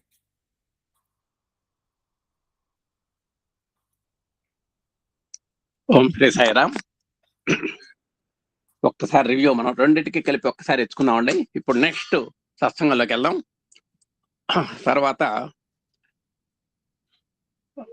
తర్వాత మాట్లాడాల్సినటువంటి వారు శ్రీమతి కె సుజాత గారు. వీరిని గురించి ఒకసారి పరిచయం చేసుకుందాం. ఈమె పూర్తి పేరు శ్రీమతి కోలవెన్న సుజాత గారు. ఈమెకు 67 సంవత్సరాలు. ఇప్పుడు నివాసం హైదరాబాద్. పేరెంట్స్ శ్రీ కాత కృష్ణమూర్తి గారు, శ్రీమతి సుభద్ర గారు. భర్త లేట్ కె శ్రీనివాసమూర్తి గారు. వీరు కళాశాల కామర్స్ లెక్చరర్ గా మంచి గణనీయమైనటువంటి సేవలు చేశారు ఆ రోజుల్లో. వీరి యొక్క విద్య సెకండరీ విద్య. వీరి యొక్క సంతానం ఒక అబ్బాయి, అమ్మాయి. అయితే అబ్బాయి ప్రస్తుతం లేరు, అమ్మాయి మాత్రమే ఉన్నారు. అమ్మాయి దగ్గర వీరు ఉంటున్నారు. వృత్తి సాధారణ గృహిణి. సాయి పదంలో 1990లో ప్రప్రథమంగా స్వామిని దర్శించుకున్నటువంటి నారీమణిమ. 1990 నుంచి 99 దాకా 9 సంవత్సరాల పాటు పుట్టపర్తిలో నివసించారు. అంటే ఏ భక్తులైనా 9 సంవత్సరాలు ఒక మూకుమ్మడిగా అక్కడ పుట్టపర్తిలో గడపడం అనేది చాలా గొప్పతనం. అందుట్లో అప్పుడు ఒక వయసు 30 సంవత్సరాల కంటే ఉండదు దాదాపుగా.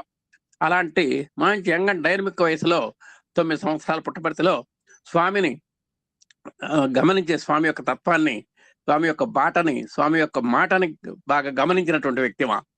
అలాగే ప్రస్తుతం మణికొండ సమితికి, అంటే హైదరాబాద్ లో మణికొండ అని ఒకటి ఉంది.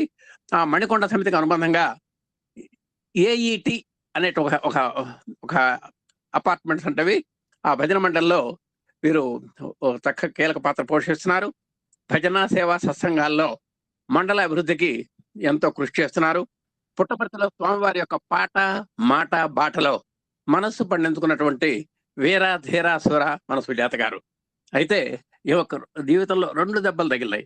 ఒకటి జీవిత భాగస్వామిని కోల్పోవటం, ఒకటి పుత్ర వియోగం. అంటే ఒకదానికే చాలా ఇబ్బంది. ఈ హిమాలయ పర్వతాన్ని తీసుకొచ్చి కానుకగా మనకు సమర్పించిన ఈ లోటు తీరని లోట్లు ఇవి. అలాంటి ఈ రెండు కోల్పోయినా సరే ఆమె నిబ్బరంగా ఉండటాన్ని ఈమె యొక్క సోదరిమణులు ఇంకా 10 మంది ఉన్నారు, ఈమె కాక మొత్తం 11 మంది. ఆ 10 మంది కూడా ఈమె యొక్క మొక్కం ఉన్నటువంటి ఆ ధైర్యానికి, ఆ చెక్కు చెదరినటువంటి స్థైర్యానికి వాళ్ళు ఆశ్చర్యపడ్డారు.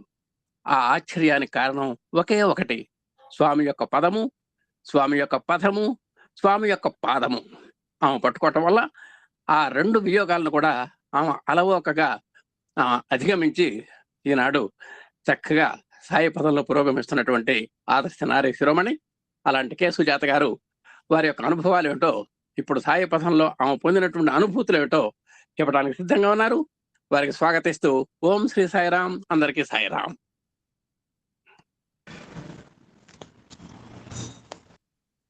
ఓం శ్రీ సాయిరాం. త్వమేవ మాతా పితా త్వమేవ త్వమేవ బంధు సఖా త్వమేవ. సర్వదేవతా అతీతమైన స్వరూపైన శ్రీ భగవాన్ శ్రీ సత్యసాయి బాబా వారి పాదారవిందము ప్రణమిలుతూ, అహం సత్యబోధక రథసారథైన శ్రీ మల్లెల లక్ష్మీనారాయణ గారికి, వారి శ్రీమణి శ్రీమతి వరలక్ష్మి గారికి పాదాభివందనం. ఒక కార్యక్రమం బాగా జరగాలి అంటే దానికి ప్రయోక్త విశ్లేషకులు ఉండాలి. ఆ విశ్లేషకులే శ్రీ కోటేశ్వరరావు గారు, వారికి నా హృదయపూర్వక నమస్కారాలు. శ్రీమతి పద్మాపయ్యన్న గారు చాలా చక్కటి, ఏ ప్రోగ్రాం జరిగినా ఆవిడ ఫస్ట్ ప్రెజెంటేషన్ ఇస్తుంటారు. బాజం పాడేటప్పుడు కూడా ఆ పాటకు తగ్గట్టుగా దేవుని చూపిస్తూ ఆవిడ చాలా చక్కగా ప్రెజెంటేషన్ చేస్తారు. ఆవిడకి నా హృదయపూర్వక సాయిరాం.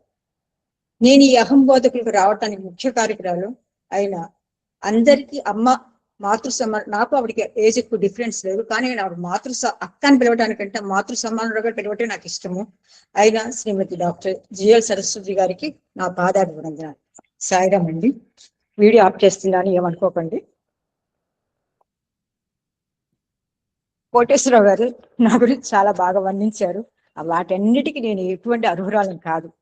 అంతేకాదు, అస్సలు నాకు ఈ అవకాశం దొరకటమే నాకు చాలా ఆశ్చర్యం వేసిపోయింది. వయ్యర్ గారు, పద్మ గారు అడగంగానే ఎందుకు ఒప్పుకున్నాను స్వామి అని చెప్పి మళ్ళీ ఆలోచన పడ్డాను. ఎందుకంటే నేను ఇటువంటి స్వామికి సేవలు చేయలేదు, స్వామి భక్తురాలను కాదు, స్వామిని నమ్ముకోలేదు, స్వామితో నాకు ఎలాంటి సంబంధ బాంధవ్యాలు లేదు, స్వామికి వ్యతిరేకురాలు నేను. ఒకప్పుడు స్వామి దగ్గర నేను ఇప్పుడు చెప్పబోయే 3 విషయాలు చెప్తాను. ఒకటి, స్వామి ముందు జీవితము, స్వామితో జీవితము, స్వామి తర్వాత జీవితం. ఈ 3 అంశాలు మీకు కొంచెం కూలంకషంగా విశ్లేషిస్తాను. నాకు స్వామితో ఎలా పరిచయం ఏర్పడిందో నాకు తెలియదు. ఇంతటి భాగ్యాన్ని ఎలా కలిగించారో కూడా అది స్వామి. ఎందుకు నన్ను, ఆయనకి ఎటువంటి సేవ చేయలేదు, ఆయన పూజించలేదు, ఆయన ఎలాంటి ఏది చేయనప్పుడు కూడా ఆయన తీసుకెళ్లి పుట్టపర్తిలో పెట్టుకుని నన్ను కంటికి రెప్పలాగా నా కష్ట సమయంలో ఆయన నిలబడ్డారంటే అది పూర్వజన్మ సుకృతమై ఉండాలి. బహుశా మా తల్లిదండ్రులైన మా అమ్మగారు, మాతృదేవోభవ పితృదేవోభవ, మా అమ్మగారి యొక్క ఒక పుణ్యమే ఇది. అది స్వామి ఒకనొక సందర్భంలో మాకు చెప్పారు, మీ అమ్మగారికి నువ్వు సేవ చేసావు కాబట్టి నేను ఇక్కడ తీసుకొచ్చి ఇక్కడ పెట్టుకున్నానని చెప్పేసి. ఇప్పుడు నేను పూర్తిగా చెప్తానండి. నాది పొన్నూరు, గుంటూరు జిల్లా పొన్నూరు అండి. చాలా చిన్న వయసులోనే స్వామిది వినేదాన్ని, అంటే స్వామి ఫోటోలు ఏం చూడలేదు. కాకపోతే ఏంటంటే ఆ రోజుల్లోనండి స్వామిది చాలా, నేను చెప్పేది 68 సంగతి చెప్తున్నాను. అప్పుడు స్వామికి చాలా వ్యతిరేకంగా ఉంది ఆంధ్రాలో, చాలా ఏవో మాటలు మాట్లాడతారు. ఇప్పుడంటే చాలా ఉంది, మనకి విశ్లేషణ చేసుకుంటానికి అవకాశాలు ఉన్నాయి. అప్పుడు ఏది లేదు, మాటకు వచ్చేది.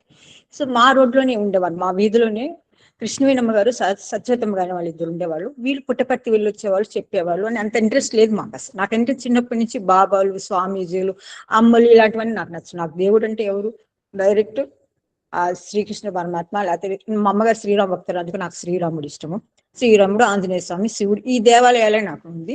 ఇంకోటి ఏంటి, కంచి కామకోటి పీఠాధిపతి గారు మా అమ్మగారు చెప్తుంటారు కాబట్టి, ఆ పరమహంసాచార్య పెద్ద ఆయన ఉన్నారు కదండి, ఆయన, వీళ్ళు నాకు చాలా నమ్మకమైన వాళ్ళు, ఇష్టమైన వాళ్ళు. అందుకంటే నేను అంత పట్టించుకునేదాన్ని. మా అమ్మగారు ఆస్మా పేషెంట్ వల్ల తెల్లవారుజామున 5ంటికి ఆవిడ లేచి కూర్చునేవారు బయట.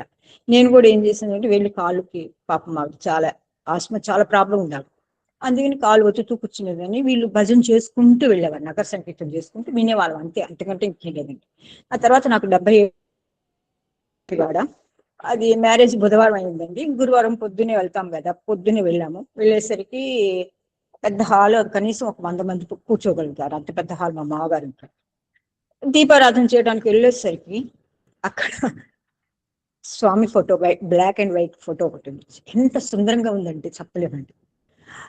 నాకంత ఇష్టం లేకపోయిన స్వామి, కానీ అది చూడంగానే ఆ ఫోటో చూడంగానే ఎట్లాగంటే ఇప్పుడు మన మెట్లు ఉంటాయి చూడండి, ఇప్పుడు పరాటన అక్కడ స్వామి చేతిలో పూలదండ చక్కగా ఒక అలవోకగా నిలబడి ఉన్నారు. చాలా ఆనందంగా చూడంగానే చాలా ఆనందం వేసింది. కానీ దీపం వెలిగించాలి చూస్తున్నాం మా వదిన గారికి వేసి మక్కకేసి.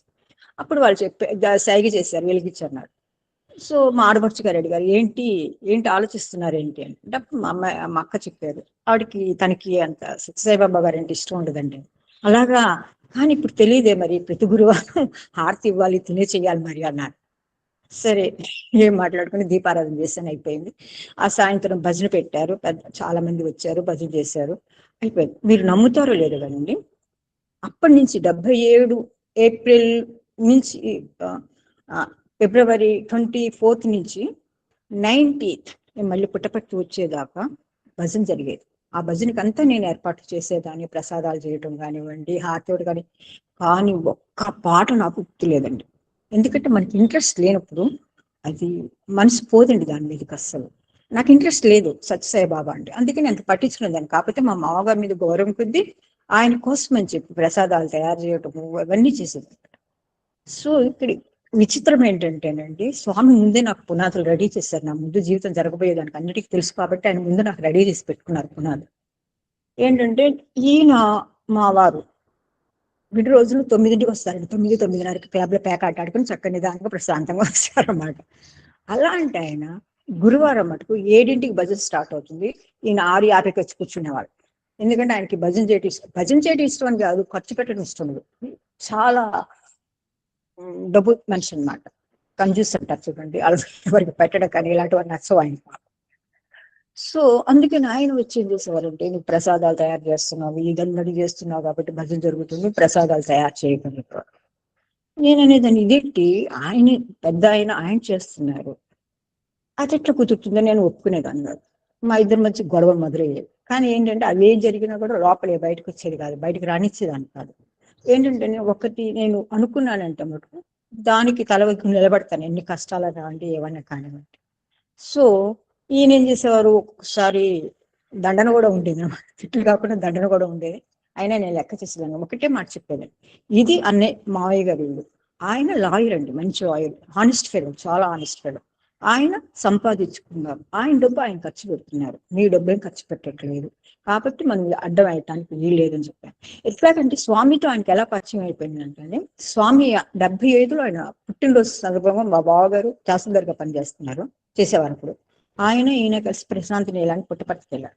వెళ్తే అక్కడ ఉన్న ప్రశాంత వాతావరణం అదంతా చూసి ఆయనకి చాలా మనసుకి ఆనందం వేసి భజన స్టార్ట్ చేశారన్నమాట. అప్పటి నుంచి 75 నుంచి భజన స్టార్ట్ చేశారు. సో అందుకోసం అని చెప్పి ఆయన చెప్పేవారు నాతో, అమ్మ పుట్టపర్తి చాలా బాగుంటుంది, అమ్మ బోధ స్వర్గం అది ఇది అని చెప్పేవారు. బుక్స్ కూడా ఏమి తెచ్చేవారు. కానీ ఏంటంటేనండి, మనకి ప్రాప్తం ఎప్పుడు వాళ్ళు స్వామి నిర్ణయిస్తారు. తర్వాత ఏదో అనుకుంటే నేను చదవలేదు, నేను చేయలేదు ఇదంతా అనుకుంటున్నాం, కానీ తప్పది. స్వామి ఏదైనా సరే స్వామి నిర్ణయించిన ప్రకారమే జరుగుతుంది, కానీ మన ఇష్ట ప్రకారం ఏది జరగదండి. నా జీవితంలో అనుభవించినవన్నీ చూసిన తర్వాత నాకు అర్థమైంది.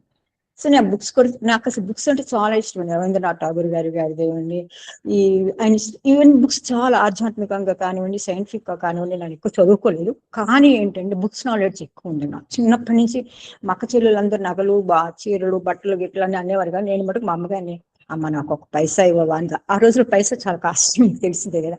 పైసా కూడబెట్టుకుని అప్పుడు చందమామ అండి 25 ఫస్ట్ 15 పైసలు అనుకుంటా, 15-25 పైసలు గుర్తులేదు నాకు. అది కొనుక్కునేదాన్ని, లేకపోతే బుక్స్ ఏమన్నా కొనుక్కునేదాన్ని. చాలా ఎక్కువ బుక్స్ మీద బాగా ఇంట్రెస్ట్ అనమాట నాకు. ఆ బుక్స్ చదువుకుంటూ కూర్చునేదాన్ని అంతే.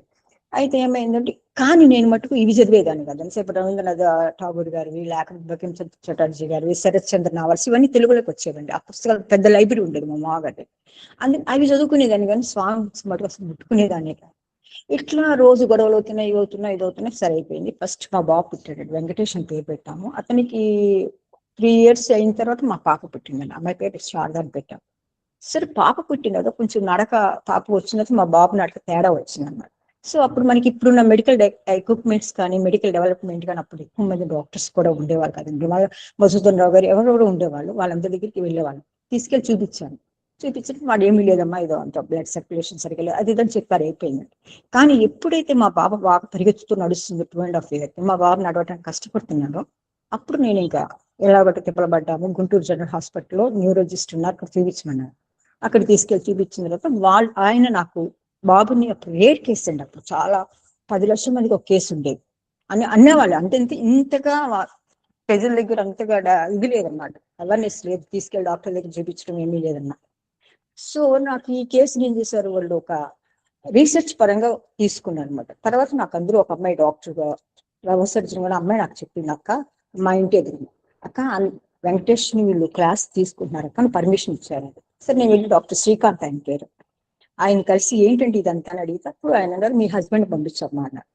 సరే మా హస్బెండ్ పంపించాను, ఆయన వచ్చారు, మాట్లాడారు, సైలెంట్గా వచ్చి ఇంట్లో కూర్చున్నారు, వాళ్ళ నాన్నగారికి చెప్పారు, కూర్చున్నారు. సరే మావయ్య గారు నన్ను పిలిచారు. మావయ్య గారు అంటే ఆయన మావయ్య గారి కన్నా కూడా అండి నాకు బెస్ట్ ఫ్రెండ్ అండ్ చాలా మంచివారు ఆయన.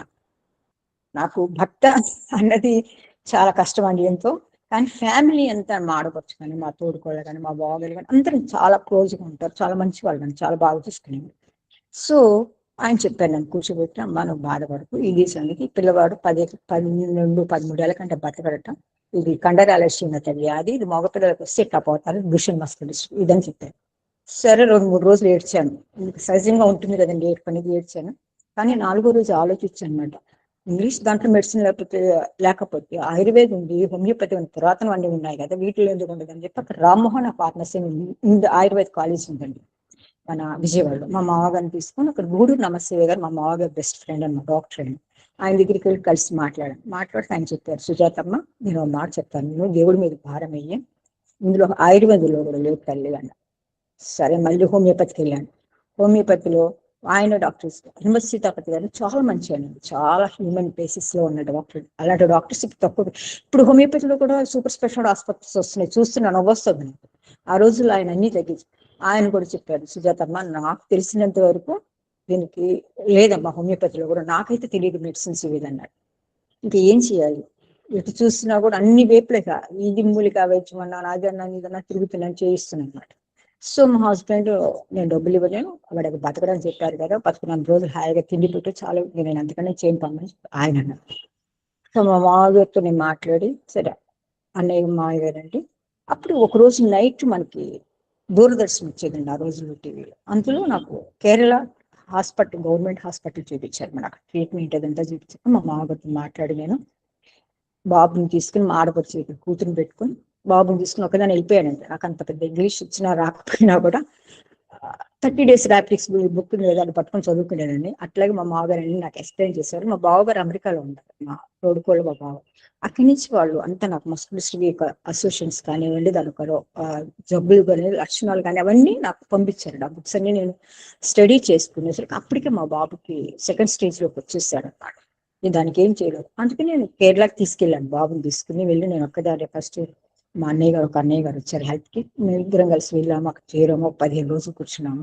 కూర్చున్న తర్వాత వాళ్ళు ఏమి చెప్పారంటే ఇది మేము ట్రై చేస్తాం బట్ తగ్గుతుందని చెప్పాను, కాబట్టి ప్రతి నెల 15,000 కట్టాలన్నారు. ఆ రోజులో 15,000 అంటే మీకు తెలుసు కదా చాలా కాస్ట్ ఉంటుంది.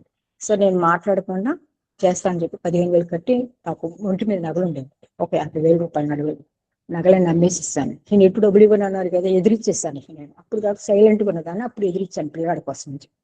ఆ నగలని నమ్మేసేసి ఒక 2 months చేయించానండి ట్రీట్మెంట్. చేయిస్తే అది ఏం ప్రయోజనం అనిపించలేదు. సరే మాట్లాడుకునే వెనక్కి మళ్ళీ విజయవాడ వచ్చి, విజయవాడలో ఒక ఆయుర్వేద హాస్పిటల్ జాయిన్ అక్కడికి వెళ్ళి రోజు చేయించుకొచ్చిందని. సరే 11 సంవత్సరాలు అయిపోయిన తర్వాత న్యాచురల్ గా నడకంతా పోయింది, పిల్లవాడితో చాలా కష్ట పరిస్థితిలో ఉన్నాం అన్నమాట. సో నా హస్బెండ్ తో కూడా ఏం గొడవలు మొదలైనవి. ఇదంతా మన పీస్ ఆఫ్ మైండ్ లేదు. ఏంటి నేనేమంటానంటే, మనం కన్నా మనం జన్మనిచ్చాం కాబట్టి పిల్లవాడిని అట్లా వదిలేయలేమంటాను నేను. ఆయన వదిలేసేస్తే చాలా పెట్టే చాలు, భోజనం పెట్టే చాలు అంటాడు ఆయన సిస్టమ్. అది చదువుకున్నవారు మళ్ళీ అడాప్టివ్ కామర్స్ డిపార్ట్మెంట్, చదువుకేమో దీనికి సంబంధం లేదు నాకు అప్పుడు అది. సరే నేను చాలా ఎదిరిచ్చేసాను, ఎదిరిచ్చేసేసి నేను అన్ని చోట్లకి తీసుకెళ్ళటం పిల్లవాడిని, నేను ట్రీట్మెంట్ నేను చేసుకోవడం. కాకపోతే మా మామగారు సపోర్ట్గా ఉండేవాడు నాకు ఇవ్వడం. తర్వాత నాకు కూడా హెవీ ఫ్లెక్స్ వచ్చేసింది, ఇదేంటని కనుకొని అప్పుడు ఇంకా మా వారు చెప్పారు, నేను నీతోనే ఉండను, మన ఇద్దరు విడిపోదామని. సరేనండి ఇష్టం అని చెప్పాను, ఎందుకంటే నాకు పిల్లవాడు ఇంపార్టెంట్. పిల్ల గురించి నా దగ్గర ఉన్నవాడిని పిల్ల పేరు రాసేసి పిల్లనేమో వాళ్ళు మా మామగారు మా బావగారు వీళ్ళందరూ ఉన్నారు కాబట్టి మేము చూసుకుంటాం సుజాతం, ప్రతి నెల వచ్చి చూసుకో పర్వాలేదు అన్నారు. అప్పుడు మా అన్నయ్యలు ఏం చేస్తారంటే, నేను వెంకటేశ్వర స్వామి భక్తురాలండి, ఎక్కువగా బాబుకి ఇదిగా ఉన్నప్పుడు ప్రతి శనివారం పూర్తిగా ఆ రోజంతా ఏం తినకుండా మళ్ళీ మన్నాడు పొద్దున ఉన్నట్టు చేసి దేవుడికి దండం పెట్టుకుని అట్లా చేసేదన్నమాట. అందుకు నేనేం చెప్పానంటే, అన్నయ్య నేను తిరుపతిలో ఉంటాను, హైదరాబాద్లో ఉంటాను అన్నయ్య, నేను తిరుపతిలో ఉంటాను అన్నయ్య అని చెప్పి. సరే తిరుమలకు మా అన్నయ్య గారు డెక్కన్ సిమెంట్స్ వైస్ ప్రెసిడెంట్ అన్నారు. ఆయన నాకు తిరుపతిలో కాటేజ్ అరేంజ్ చేశారు, అక్కడ ఉన్నారు. తర్వాత నేను జాబ్ చూపిస్తాను సార్, తర్వాత కొన్ని రోజులు ఇక్కడ ఉన్నాను. పిల్లవాడిని పెట్టుకున్నాను. ఒక రోజు నేను ఏంటంటేనండి, ఆ నామాలకి యువతకు కూర్చున్నాను. కూర్చుంటే ఒక సాధువు వచ్చాడు, పాంగనామాలి వచ్చి చెప్పాడనమాట, నీకు ఈ వెంకటేశ్వర స్వామి కాదమ్మా, నీకు ఇక్కడ ఒక కలియుగ దేవుడు ఉన్నాడు, ఈ వెంకటేశ్వర స్వామి అక్కడ ఉన్నాడన్న, ఆయనే నిన్ను కాపాడుతాడు కానీ నేను కాపాడినాడు.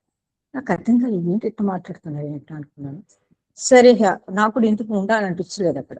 సరే సికింద్రాబాద్ హైదరాబాద్ వచ్చేద్దాము అని చెప్పి వెనక్కి వస్తున్నాం, అన్నయ్య గారు వాళ్ళ ఇంటికి వెళ్దామని చెప్పి ఉద్దేశంతో వచ్చి రైల్వే స్టేషన్ బస్ స్టాండింగ్ లో కూర్చుంటే ఎదురుగుండా పుట్టపర్తి బస్ కనిపించింది. పొద్దున పుట్టేది 7ంటికి పుట్టపర్తి బస్ కనిపించింది.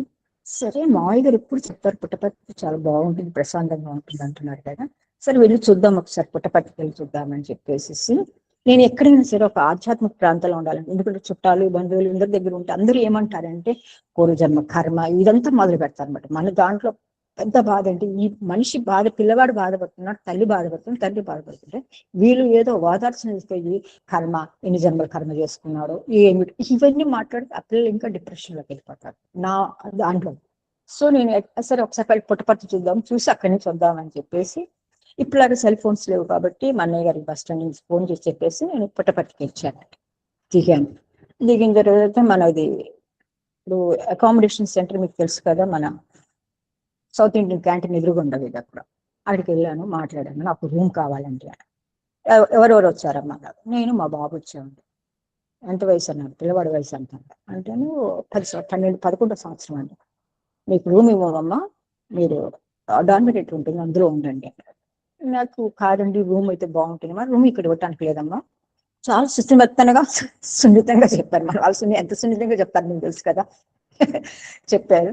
చెప్పిన తర్వాత ఇంకేం చేయాలో తెలియక నాకు బయట ఉండటం ఇష్టం లేదు. సరే అని చెప్పేసి డార్మిటరీకి వెళ్ళామండి. వెళ్తే అప్పుడు 22వ తారీఖు అండి, 21 అయ్యింది.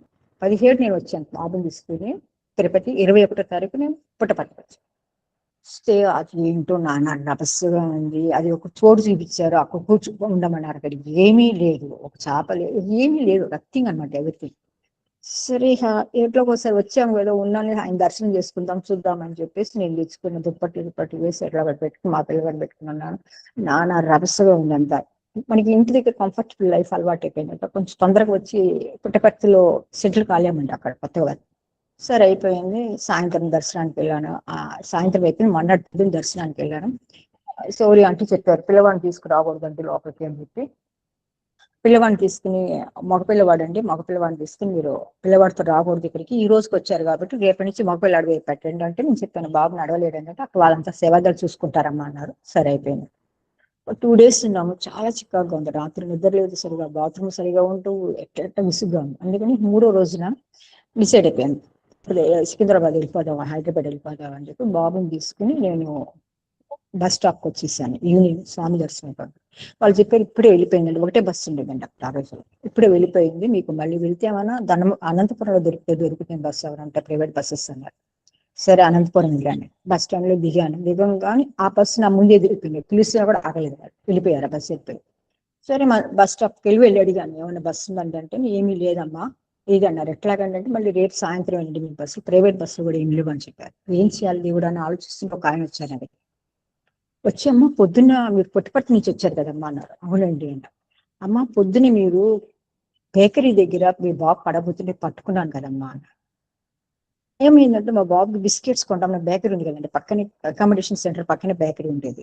ఆ బేకరీలో బిస్కెట్స్ కొంటామని చెప్పి కొని ముందుకు వస్తున్న చిన్న రాయి అడ్డం తగిలి నేను పడబోయాను. నా చేతుల నుంచి మా బాబు పడబోతుంటే ఒక ఆయన పట్టుకున్నారు. ఇప్పుడంటే మనకి సాయిరం అలవాటు అయిపోయినప్పుడు సాయిరం అలవాటు నమస్తే అండి చాలా థ్యాంక్స్ అండి అని చెప్పాను. వచ్చేసి ఆయన మొహం నేను చూడలేదు, ఆయన నా మొహం చూడలేదు. సో ఆయన ఈ ఆర్టీసీ సూపర్వైజర్. ఆయన ఏం చేశారంటే తలకాయ నొప్పిగా ఉందని చెప్పి ఇంటికి వెళ్ళిపోదామని చెప్పి బయలుదేరుతుంటే నా వాయిస్ విని ఆయన వచ్చారు. నా మొహం చూడలేదంటే వాయిస్, కేవలం వాయిస్ విని వచ్చారు. వచ్చి చెప్పారనమాట, అమ్మ మీ మొహం నేను చూడలేదు కానీ మీ వాయిస్ విన్నానమ్మా, మీరు ఎందుకు వచ్చారు పుట్టపర్తికి నాకు తెలియదు, కానీ స్వామికి మీరు వెళ్ళటం ఇష్టం లేదమ్మా, మీరు ఆలోచించుకోండి, స్వామి దగ్గర ఉండి స్వామి మొదట్లో టెస్టులు పెడతారమ్మా. ఆ టెస్టులు మీరు నెగ్గుతుంటే మీకు స్వామి అంట ఉంటుంది. మీరు ఆలోచించుకోండి. మీరు వెళ్తానంటే పుట్టపర్తి పొద్దున్న 5ంటికి బస్సు నుంచి పంపిస్తాను, లేదంటే కర్నూలు బస్సులు ఉంటాయి, కర్నూలు బస్సులో వెళ్ళిపోండి అమ్మా అని చెప్పారు. ఒక 2 నిమిషాలు ఆలోచించాను. ఓకే సరేనండి మీరు చెప్తున్నారు కదా, ఉంటానండి, పుట్టపర్తికి వెళ్తానండి అని. సరే ఆయన అంతే అకామిడేషన్ అంతా పాపం పడుకుంటానికి. ఇప్పుడంటే కొంచెం బాగుందండి, అప్పుడు చాలా ఘోరంగా ఉండేది ఆ బస్ స్టాండ్. చీకటిగా ఉండి నానా రభసగా ఉండేది. ఆయన పోలీసులు అక్కడ 2 పోలీసులు ఉంటే వాళ్ళకి చెప్పి నాకు లోపల పడుకుంటానికి అంత అరేంజ్మెంట్ చేసి ఆ డ్యూటీ వాళ్ళకి చెప్పారు. పొద్దున్న 5ంటికి బస్సు ఎక్కించండి జాగ్రత్తగా, బాగా రష్గా ఉంటుంది కాబట్టి సీటు ముందు ఉంచండి అని చెప్పారు. సో నేను అలా వెళ్ళామండి, పుట్టపర్తికి చేరాము. మామూలుగా అకామిడేషన్ సెంటర్కి వెళ్ళంగానే మరి స్వామి క్రియేషన్ అనుకుంటాను. గబగబా సేవాదలు నన్ను మా బాబుని చూడంగానే వాళ్ళు ఏం చేశారు, 4 పరుపులు వేశారండి. యాక్చువల్గా 1 పరుపు ఇస్తారు అందరికీ, కానీ వాళ్ళు 4 పరుపులు ఇచ్చారు. మంచి కొత్త బెడ్షీట్స్ అండి, చాలా బాగున్నాయి. ఇప్పుడే వచ్చినాయమ్మా అని చెప్పి ఇచ్చారు. సాయిరం ఇచ్చారు. ఉన్నానండి. సరే స్వామి దర్శనానికి వెళ్తున్నాను, వస్తున్నాను. అట్లా అక్కడ అయిపోయాను. మా అన్నయ్యకి ఫోన్ చేసి చెప్పాను, అన్నయ్య కొంతకాలం ఇక్కడే ఉంటాను అన్నయ్య, ఎందుకు బాగుంది ఇక్కడ. సో దర్శనానికి వెళ్తున్నాం, వస్తున్నామండి. ఒక 10 రోజులు అయిన తర్వాత బాబు దర్శనం అయిపోయింది. కొన్ని చిన్న స్టెప్స్ ఉంటాయి కదండి, అక్కడ కూర్చున్నాం, ఇద్దరం కూర్చుని మాట్లాడుకుంటున్నాం. ఒక ఆవిడ ఏడుపు వినిపించిందండి నాకు బాగా. 15 రోజులు అయిపోయింది. ఒక ఆవిడ ఏడుపు వినిపిస్తే ఏంటో కలిపితే ఒక ఆవిడ కూర్చొని ఏడుస్తుంది. ఆవిడ ఎవరో కదండి, నేను మా డార్మినేటర్ చూస్తూనే ఉన్నాను నేను. సో నేను అన్నాను, ఎందుకమ్మా ఏడుస్తున్నావు అన్నాను. నేను ఏదో ఒకటి మనం పాపం ఆవిడ ఒక్కటే ఉన్నారు, ఏడుస్తున్నారు, నాలాంటి బాధితులు రాలేమని చెప్పి వెళ్ళిపోయి ఏదో 4 మంచి మాటలు వీలేదో ఒక కప్పు కాఫీ లాగన్నమాట. వెళ్ళి ఆవిడతో ఏంటమ్మా ఎందుకు ఏడుస్తున్నారమ్మా అని అడిగితే ఆవిడ హిందీలో చెప్పారు. దేవుడి దేవాళ్ళ హిందీ వచ్చి కాబట్టి. ఆవిడ ఢిల్లీ నుంచి వచ్చారు. ఆవిడ నలుగురిలో పని చేసుకుంటాను. ఆవిడకి 3 మగపిల్లలు, ఆడపిల్లలు అన్నమాట. భర్తలు చనిపోయారు. ఈ ఆడపిల్లలందరూ వయసుకు వచ్చారు, వీళ్ళకి పెళ్లిళ్ళు కావాలి. ఓ రోజున ఆవిడ పనిచేసే చోట సత్సంగం జరుగుతుంది, స్వామి సత్సంగంలో. అతను చెప్పాట అక్కడ ఇలాగున్నారు బాబా, ఇలా చేస్తారు అలా చేస్తారు అని అన్ని స్వామి మిరాకిల్స్ అన్ని చెప్తుంటే ఈవిడికి మనసులోకి ఎక్కింది అన్నమాట. సరే వెళ్దాము, బాబా దగ్గర కలుద్దాము, కలిసి నా పిల్లల గురించి అడుగుదాం అని చెప్పి ఉద్దేశంతో ఆవిడ ఏం చేసిందంటే ఆయన ఓనర్ చేత, వాళ్ళు ఆ పనిచేసే ఓనర్ చేత అడ్రస్ అవన్నీ రాయించుకుని, ఈవిడికి రాయటం కూడా రాదు, ఒక లెటర్ రాయించుకుని వచ్చింది ఇక్కడికి. ఇక 10 రోజులు అయిపోయింది. రేపొద్దున వెళ్ళిపోతుంది ఆవిడ. అందుకని ఆవిడ ఏడుస్తుంది అన్నమాట. ఇప్పుడంటే కొంచెం టైం ఉందండి, అప్పుడు 12:30కే ట్రైన్ అనుకుంటాను, ఢిల్లీ ధర్మవరం నుంచి వెళ్తారు వాళ్ళు. సో అందుకని ఆవిడ ఏడుస్తుంది. ఇప్పుడు పొద్దున కనుక స్వామి లెటర్ తీసుకోకపోతే ఏం చేయాలమ్మా నాకు తెలియట్లేదు అంటే నేను ధైర్యంగా చెప్పాను. మరి మనం ఏం చేయలేనప్పుడు ఏదో ఒక ధైర్యం చెప్తే కొంచెం మానసికంగా ఇదిగా ఉంటుందని చెప్పి నేను చెప్పానమ్మా, నువ్వు ఇంత కష్టపడి వచ్చావు ఇక్కడికి, స్వామి నేను వదిలిపెట్టలేదమ్మా, బాబా తప్పకుండా లెటర్ తీసుకుంటారులే అని చెప్పేసి అన్నాను. ఆవిడ సంతోషం, నిజమా దీది అండి. నిజమే చెప్తున్నాను పదనమ్మా. ఆవిడ సంతోషం. కానీ నేను మనసులో ఏమనుకున్నాను అంటే, నేను చూస్తున్నాను పొద్దునుంచి ఎప్పుడు చూసి నేను ఫారినర్స్ తిని పెద్ద పెద్ద డబ్బున్న వాళ్ళని వీళ్ళని పిలుస్తున్నారు. పాపం పిచ్చి తల్లేమో అక్కడి నుంచి ఢిల్లీ నుంచి పట్టులు వేసి వచ్చింది, డబ్బు ఖర్చు పెట్టుకునేకి నేను లెటర్ తీసుకుంటాడా ఏంటో దేవుడో అని చెప్పి అసలు అనుకుని, అయినా ఎందుకైనా మంచిదని చెప్పి పొద్దున్నే స్నానం చేసి మన గణేష్ చెట్టు మనం కావాలంటే గణేష్ చుట్టూ తిరుగుతుంటే అవుతుందని చెప్పి పుస్తకాల్లో ఉంది కదా, చదివేదాన్ని. అందుకని ఆయన చుట్టూ 11 ప్రదర్శనలు చేసి, స్వామి ఆ లెటర్ తీసుకునేటట్టు చేయి స్వామి, బాబా స్వామి తీసుకునేటట్టు చేయి వినాయక అని చెప్పి దండం పెట్టుకుని వెళ్ళిపోయాను. మామూలుగా లైన్ లో కూర్చున్నాము. ఆవిడకేమో 2 నెంబర్ వచ్చిందండి, నాకు 4 నెంబర్ వచ్చింది. సో అప్పటికి నేను కొంచెము అనుకుంటా, మనం తెలుసుకున్నాం, తెలియగలవాళ్ళం అని. ఎందుకంటే ఎటు కూర్చోవాలి, పరిగెత్తాలి, అదంతా కొంచెం అప్పటికైనా కొంచెం 10 రోజులు అయిపోయింది కాబట్టి, కొంచెం 15 రోజులు అయిపోయింది కాబట్టి ఐడియా వచ్చింది అన్నమాట. సో నేను వెళ్ళి కూర్చున్నాను. తీరా చూస్తే ఈవిడ 4వ లైన్లో ఉంది, నేను ఆవిడ వెనకాల ఉన్నాను అనమాట. ఏంటి అన్నాను అంటే, ఆవిడకి తెలియలే పాపం ఎలా కూర్చోవాలి ఏంటి తెలియలేదు. సరే స్వామి వచ్చారు మామూలుగానే, అందరి దగ్గర ముందు ఫస్ట్ ఉన్న వాళ్ళ దగ్గర రోడ్డు లెటర్ తీసుకున్నారు, ముందుకు 2 అడుగులు అయిపోతున్నారు. అప్పుడు ఈవిడికి ఆత్రం ఆపుకోలేక బాబా అని పెద్దగా వచ్చింది. అప్పుడు వెనక్కి తిరిగి ఆయన వచ్చి అభయహస్తం వచ్చి ఆ లెటర్ తీసుకుని వెళ్ళిపోయాడని. నేను కూడా అమ్మాయి అనుకున్నాను, అయిపోయింది. ఈ టాపిక్ తర్వాత చెప్తాను. తర్వాత నాకు ఫస్ట్ పాద నమస్కారం ఎట్లా అయిందని చెప్పాలి. మొట్టమొదటి పాద నమస్కారం అది విచిత్రంగా అయింది. ఎట్లా అయిందంటే, మా బాబుకి బాత్రూమ్స్ లెట్రిన్స్ వెళ్తేనండి చాలా గలీజ్గా ఉంటాయి అక్కడ. ఇప్పుడంటే కొంచెం క్లీనింగ్ అంత పెట్టారు, అప్పుడు అసలు ఆ రోజులు ఎవరు లేరండి, ఎవరో ఒక్కొక్కసారి వచ్చేవాడు, చేసేవాడు, పోయేవాడు అంతే. సో నేను అందుకని ఎట్లాగని చెప్పేసి నేను ఆలోచించి శాని ఫ్రెష్ అప్ పౌడర్గా ఉండేది, అది ఒకటి తీసుకుని, మళ్ళీ ఫినాయిల్ బాటిల్ ఒకటి తీసుకుని 2 చీపులు గట్రా కొనుక్కొచ్చుకొని శుభ్రంగా రాత్రి 12 గంటలకు 1 గంటకు మొదలు పెడతారండి వీళ్ళందరూ స్నానాలు. 12ంటికి వెళ్ళి అన్ని బాత్రూమ్లు అన్ని లెట్రిన్లు అన్ని శుభ్రంగా లాబరేటరీస్ అన్ని శాని ఫ్రెష్ వేసి క్లీన్ చేశాను. బాత్రూమ్స్ అన్నేమో ఇవి వేసుకొని ఫినాయిల్ వేసి క్లీన్ చేసి శుభ్రంగా దగదలాడుతూ చేసుకొచ్చాను. ఏదో ఒక బాత్రూంలో మా అబ్బాయికి అవకాశం దొరికి స్నానం చేసి తీసుకెళ్ళామాట. మర్నాడు పొద్దున్న జరిగింది ఇది. పొద్దున్న నేను 5ంటికి 12ంటికి పని చేశాను. పొద్దున్న 7ంటికి దర్శనానికి వెళ్ళామండి. నాకు ఫస్ట్ లైన్ వచ్చింది. కూర్చున్నాను.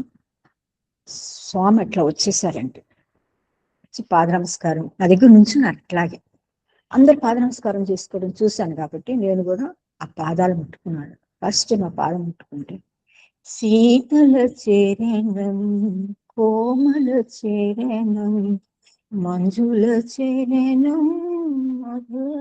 అసలు నాకు అసలు ఏమీ అర్థం కాలేదు. ఎందుకంటే పాదాలు ఎంత చల్లగా ఉన్నాయంటే మనం మంచు ముక్కను పట్టుకుంటే ఎలా ఉంటుందో అలా ఉందండి. అసలు నాకే తెలియలేదు. కళ్ళమ్మడి అలా నీళ్లు వచ్చేస్తున్నాయి. పాద నమస్కారం చేస్తున్నాను, అయిపోయిందండి. తర్వాత ఒక 2 రోజులు అయిన తర్వాత ఇలా కూర్చుని వచ్చి క్యాంటీన్లో తినడము, కూర్చోవటం, ఈ దర్శనం చేయడం నాకు అంత నచ్చలేదు. ఎందుకంటే ఇంట్లో ఎక్కువ పని చేసుకుని అలవాటు అయిపోయినాను. ఏదో ఒక సేవ చేయాలని చెప్పేసి ఆలోచిస్తే గణేష్ దగ్గర కూర్చుంటే ఒక ఆవిడ వచ్చారు నా దగ్గర. ఏమ్మా ఎక్కడి నుంచి వచ్చావు నువ్వు? విజయవాడ అంటే. ఆవిడ మాది విజయవాడేనమ్మా. నీ పేరేంటమ్మా అంటే సుజాత అండి నా పేరు. ఆవిడ పేరు సీతమ్మ గారు. ఆవిడ విజయవాడ. ఆవిడ మీది తెనాలి మా తెనాలి. ఆవిడ చాలా సంతోషించారు. నేను అడిగాను, అమ్మ నాకు చాలా ఊరికి కూర్చోడం నచ్చట్లేదమ్మా, ఏదైనా సర్వీస్ ఉంటుందా ఇక్కడ అన్న.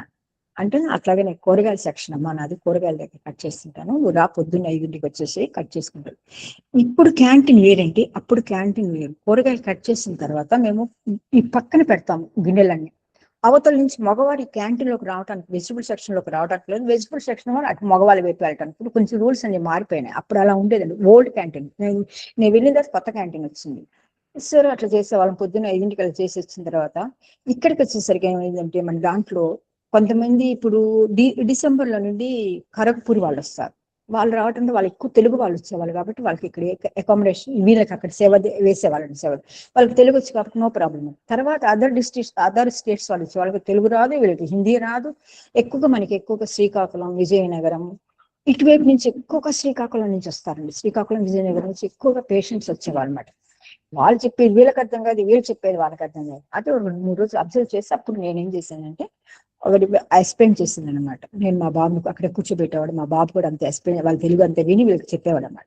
ఇలా ఆ సర్వీస్ చేసేదాన్ని. అట్లాగే వీళ్ళు ఏంటంటే హాస్పిటల్స్కి అండి, మన జనరల్ హాస్పిటల్ ఉంది కదా, జనరల్ హాస్పిటల్కి వీళ్ళకి అప్పుడు ఏంటంటే డైరెక్ట్ గా సూపర్ స్పెషాలిటీ హాస్పిటల్ వెళ్ళడానికి లేదు. ఇక్కడికి వచ్చి జనరల్ హాస్పిటల్కి వచ్చి ఇక్కడ చెకప్ చేయించుకున్న తర్వాత వీళ్ళు రాసిన తర్వాత సూపర్ స్పెషాలిటీ హాస్పిటల్కి వెళ్ళాలి. సో ఇవన్నీ చేయడానికి నేనేం చేస్తున్నాను, వీళ్ళందరినీ తీసుకుని వెళ్ళి అక్కడ వాళ్ళకి అప్పచెప్పి వీళ్ళ బాధలు ఏంటంటే అప్లికేషన్స్ ఫిల్అప్ చేయించుకుని అక్కడ సేవలు ఉన్నారు. కానీ ఏంటంటే వాళ్ళకి తెలుగు రాదు కాబట్టి నేను అంతా ఎక్స్ప్లెయిన్ చేసి చెప్పి అది చేయించేది అనమాట. అది చేసి వచ్చేసేదాన్ని దర్శనానికి వచ్చేదాన్ని. అట్లాగే భజన మందిరికి వెళ్ళేదాన్ని. భజన మందిరంలో కూర్చునేదాన్ని, భజన అంతా వింటూ ఉండేదాన్ని. ఒక రోజు ఏమైంది, జయ పాండురంగ ప్రభో విఠల ఆ పాట వచ్చిందండి. ఇదేంటి సినిమా పాట వచ్చిందండి, ఇందులోకి సినిమా పాటను కూడా ఎలా చేస్తున్నారా అనుకున్నాను. అనుకున్న తర్వాత నా అదృష్టం అని పూర్వజన్మ సుకృతం అండి నాకంత. అప్పుడు మనకి గణేష్ షెడ్ ఉండేది కదా, అప్పుడు సుబ్రహ్మణ్య స్వామి టెంపుల్ ముందు గణేష్ షెడ్ ఉండేది. ఆ గణేష్ షెడ్ లో చాలా మంది ఆడవాళ్ళు ఉండేవాళ్ళు, పెద్ద వాళ్ళు, పెద్ద వయసు వాళ్ళు, ఒక 10 మంది దాకా ఉన్నారు నాకు డాక్టర్స్. వాళ్ళతో నాకు పరిచయం అయింది. ఈ సీతమ్మ గారి పుణ్యం అని చెప్పి వాళ్ళతో పరిచయం అయింది. వాళ్ళంతా స్వామి విశేషాలు, చిన్నప్పటి విశేషాలు, వాళ్ళు ప్రశాంతి మందిరం కట్టినప్పుడు అంతా వాళ్ళు చేసిన సర్వీస్ ఇవన్నీ చెప్పుకుంటూ వచ్చేవాళ్ళు. సో నేను వాళ్ళని అడిగాను, ఏంటి స్వామి పాట ఇదేంటమ్మా ఇక్కడ భజనలో సత్యశక్తిపై పాట వేశారు ఏంటమ్మా. నాకు ఆ పాట చాలా ఇష్టం అండి. నేను సత్యశక్తిపై సినిమా చూసినప్పుడు ఈ పాటే గుర్తుపెట్టుకున్నాను నేను. సో అంటే అప్పుడు వాళ్ళు చెప్పారు, అది కాదమ్మా, ఈ సినిమాని తీయటానికి కారణం స్వామి చెప్పారు. ఆవిడ ప్రాబ్లమ్స్ అయితే స్వామి సినిమా చెప్పడం వల్ల ఆవిడ మళ్ళీ నిలదొక్కున్నారని చెప్పేసి అంతా చెప్పారు. అయిపోయిందండి. ఒక రోజు భజనలో కూర్చుని ఉన్నాను. నాకు ఎట్లా స్వామి మీద నమ్మకం ఏర్పడిందో దానికి ఫస్ట్ స్టెప్ ఒకటేమో ఆటి బస్ స్టాండ్ది, రెండోది ఇదనమాట. ఎట్లా పూర్తిగా నాకు కొంచెం స్వామి ఓకే ఈయన యోగి అనుకునేదాన్ని. అలా వచ్చిందన్నమాట నాకు. అలాగే ఏంటంటే భజనలో కూర్చున్నాము, స్వామి వచ్చారు, కూర్చున్నారు. గణేష్ పాట అయిపోగానే వెళ్ళిపోయారు. కారు వేసుకుని వెళ్ళిపోయిన తర్వాత భజన అయిపోయినా కూడా రాలేదు. పద్మనాభ శాస్త్రి గారేమో హారతి ఇచ్చేసారి, అయిపోయింది.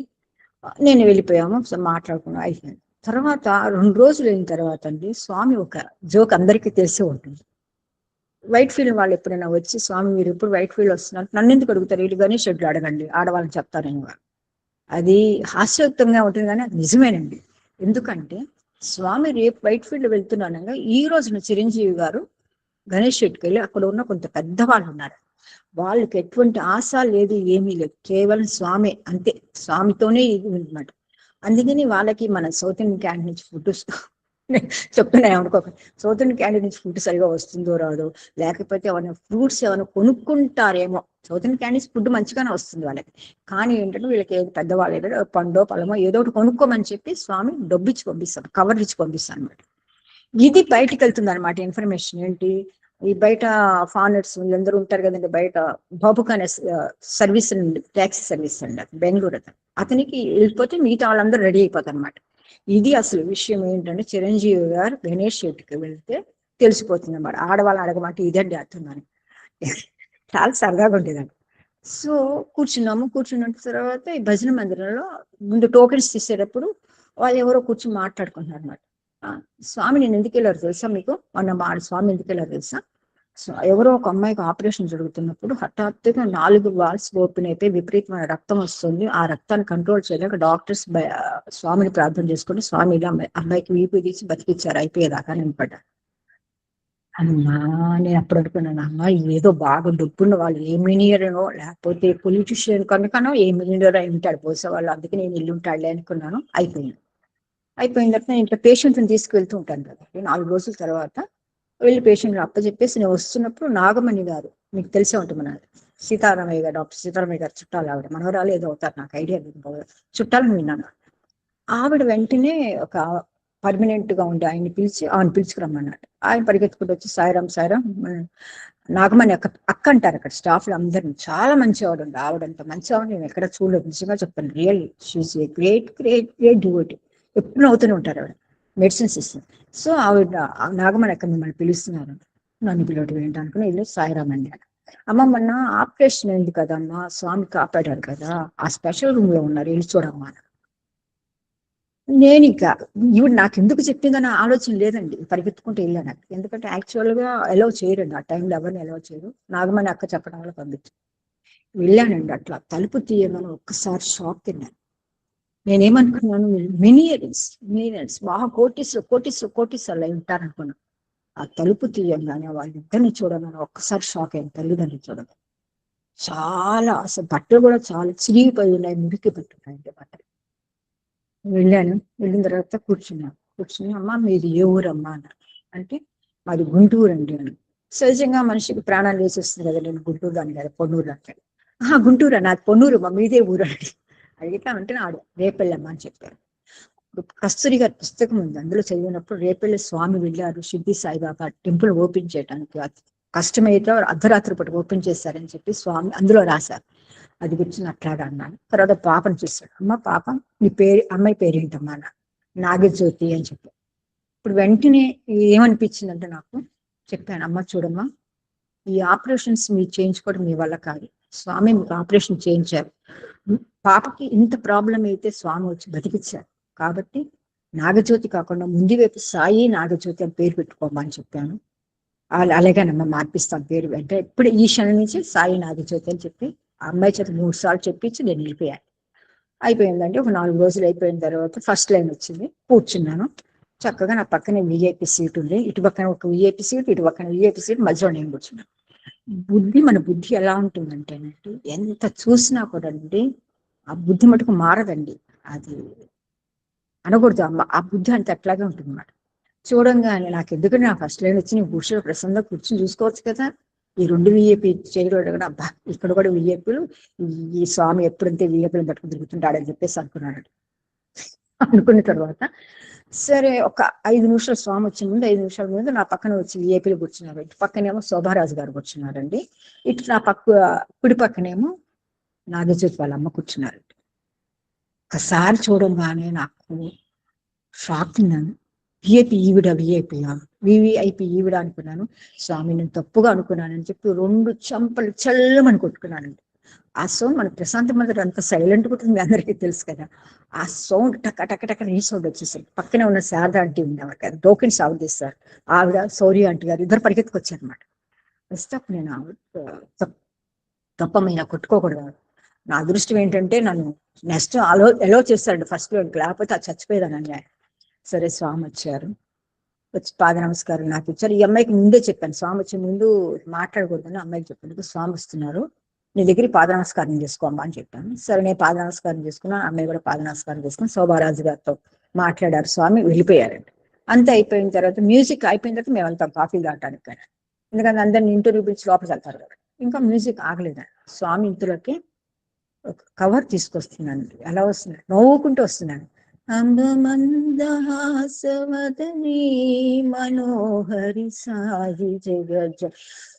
ఇప్పుడైతే ఈ పాటలు పాడుతున్నప్పుడు నాకు అన్నది లేదండి, ఆనందంగా చూస్తున్నట్లు వచ్చారు స్వామి. చూపు నా మీద ఉంది. కవర్ అమ్మాయికి బ్యాగ్ ఇచ్చారు. అందులో ఏంటంటే నీకు నీ భర్తకి పిల్లలకి బట్టలు ఉన్నాయి, ఇందులో యాక్చువల్ గా రాయలసీమ భాష రొక్కం అంటారండి, కానీ మన అటు గుంటూరు జిల్లా భాష రూపాయలు అంటారు. ఇందులో రూపాయలు ఉన్నాయి అని చెప్పి, పిల్లకి మంచి 3 నెలల పనికి వెళ్ళకు, నీ 3 నెలలకు సరిపోయే డబ్బు ఇందులో ఉంది, నువ్వు పనికి వెళ్ళకు. పిల్లకి నీచు అన్నది యాక్చువల్ గా మాంసాహారం అనేది, ఆ నీచు అనే పదం వాళ్ళు ఉపయోగిస్తారు తక్కువగా ఏది ఉన్న వాళ్ళ పాపాలకి. స్వామి ఇది లేదు కాబట్టి స్వామి ఎంత తక్కువ దిగారో చూడండి. నీచు పెట్టకు పిల్లకి 3 నెలలు, బలంగా పండ్లు పాలు ఇవన్నీ పెట్టమ్మా అని చెప్పి ఇచ్చారన్నమాట. కానీ అక్కడ చెప్తున్నారు, చూపు నా మీద ఉందన్నమాట. ఎందుకంటే పిచ్చిదాన్న నువ్వేమనుకుంటున్నావు నా గురించి అన్నట్టుగా. సరే స్వామి అప్పుడు నాకు okay, Swami is a great person. అంటే యోగీశ్వరుడు అంటే మన కంచుకామకోటి పీఠాధిపతి అంటే పూజ. అప్పటికి దేవుడు నమ్మకం లేదండి నాకు. కంచుకామకోటి పీఠాధిపతి లాగా గొప్పవారని చెప్పనుకున్నాను, దండం పెట్టుకున్నాను, అయిపోయిందండి. నా పని ఏంటంటే వెళ్ళటము, పెద్దవాళ్ళందరినీ కలవటం, మాట్లాడుకోవటం, కూర్చోవటం ఇట్లా జరుగుతుందండి. సరదాగా ఉంది అదంతాను. కూరగాయల సెక్షన్కి వెళ్ళటం, కూరగాయలు కట్ చేసుకోవటం, పొద్దున్న 5కి 1 గంటేనండి అది చేసుకుని రావటం. మళ్ళీ మేము బాబు మేము అందరం ఇక్కడికి వెళ్ళి కూర్చొని పెద్దవాళ్ళందరితో మాట్లాడడం, వాళ్ళు చెప్పేవన్నీ వినటం, పుస్తకాలు కొనుక్కోవడం, చదువుకోవడం ఇలా జరుగుతుందండి. ఒక రోజున ఏమైందంటే స్వామి శివరాత్రి అండి. నిజంగా శివరాత్రి మీ అందరికీ తెలుసు, సాక్షాత్ శివుడి దగ్గర మనం ఉంటున్నాము. ఆ శివరాత్రి అంతా అయిపోయిందండి. మన్నాడు పొద్దున్నే ప్రసాదం పెడతారు కదండి, ఆ నైట్ అంతా అయిపోయిందండి, పొద్దున్నే ప్రసాదం పెడతారు కదా. ఇప్పుడంటే ఈ ఈ కుల్వంత్ హాల్ ఉంది, అప్పుడు కుల్వంత్ హాల్ లేదండి, చాలా ఓపెన్ ప్లేస్. మరి ఇప్పుడు భజన్స్ వాళ్ళు చూస్తుంటాం, ఓపెన్ ప్లేస్ కూర్చోబెట్టారు వాళ్ళందరినీ, కూర్చున్నాము. స్వామి వచ్చారు. ఒకసారి పెట్టడం మామూలు తక్కువ పెట్టరు కదండి, మన వాళ్ళు ఎంతంత పెడతారు అసలు మనం తినలేమండి.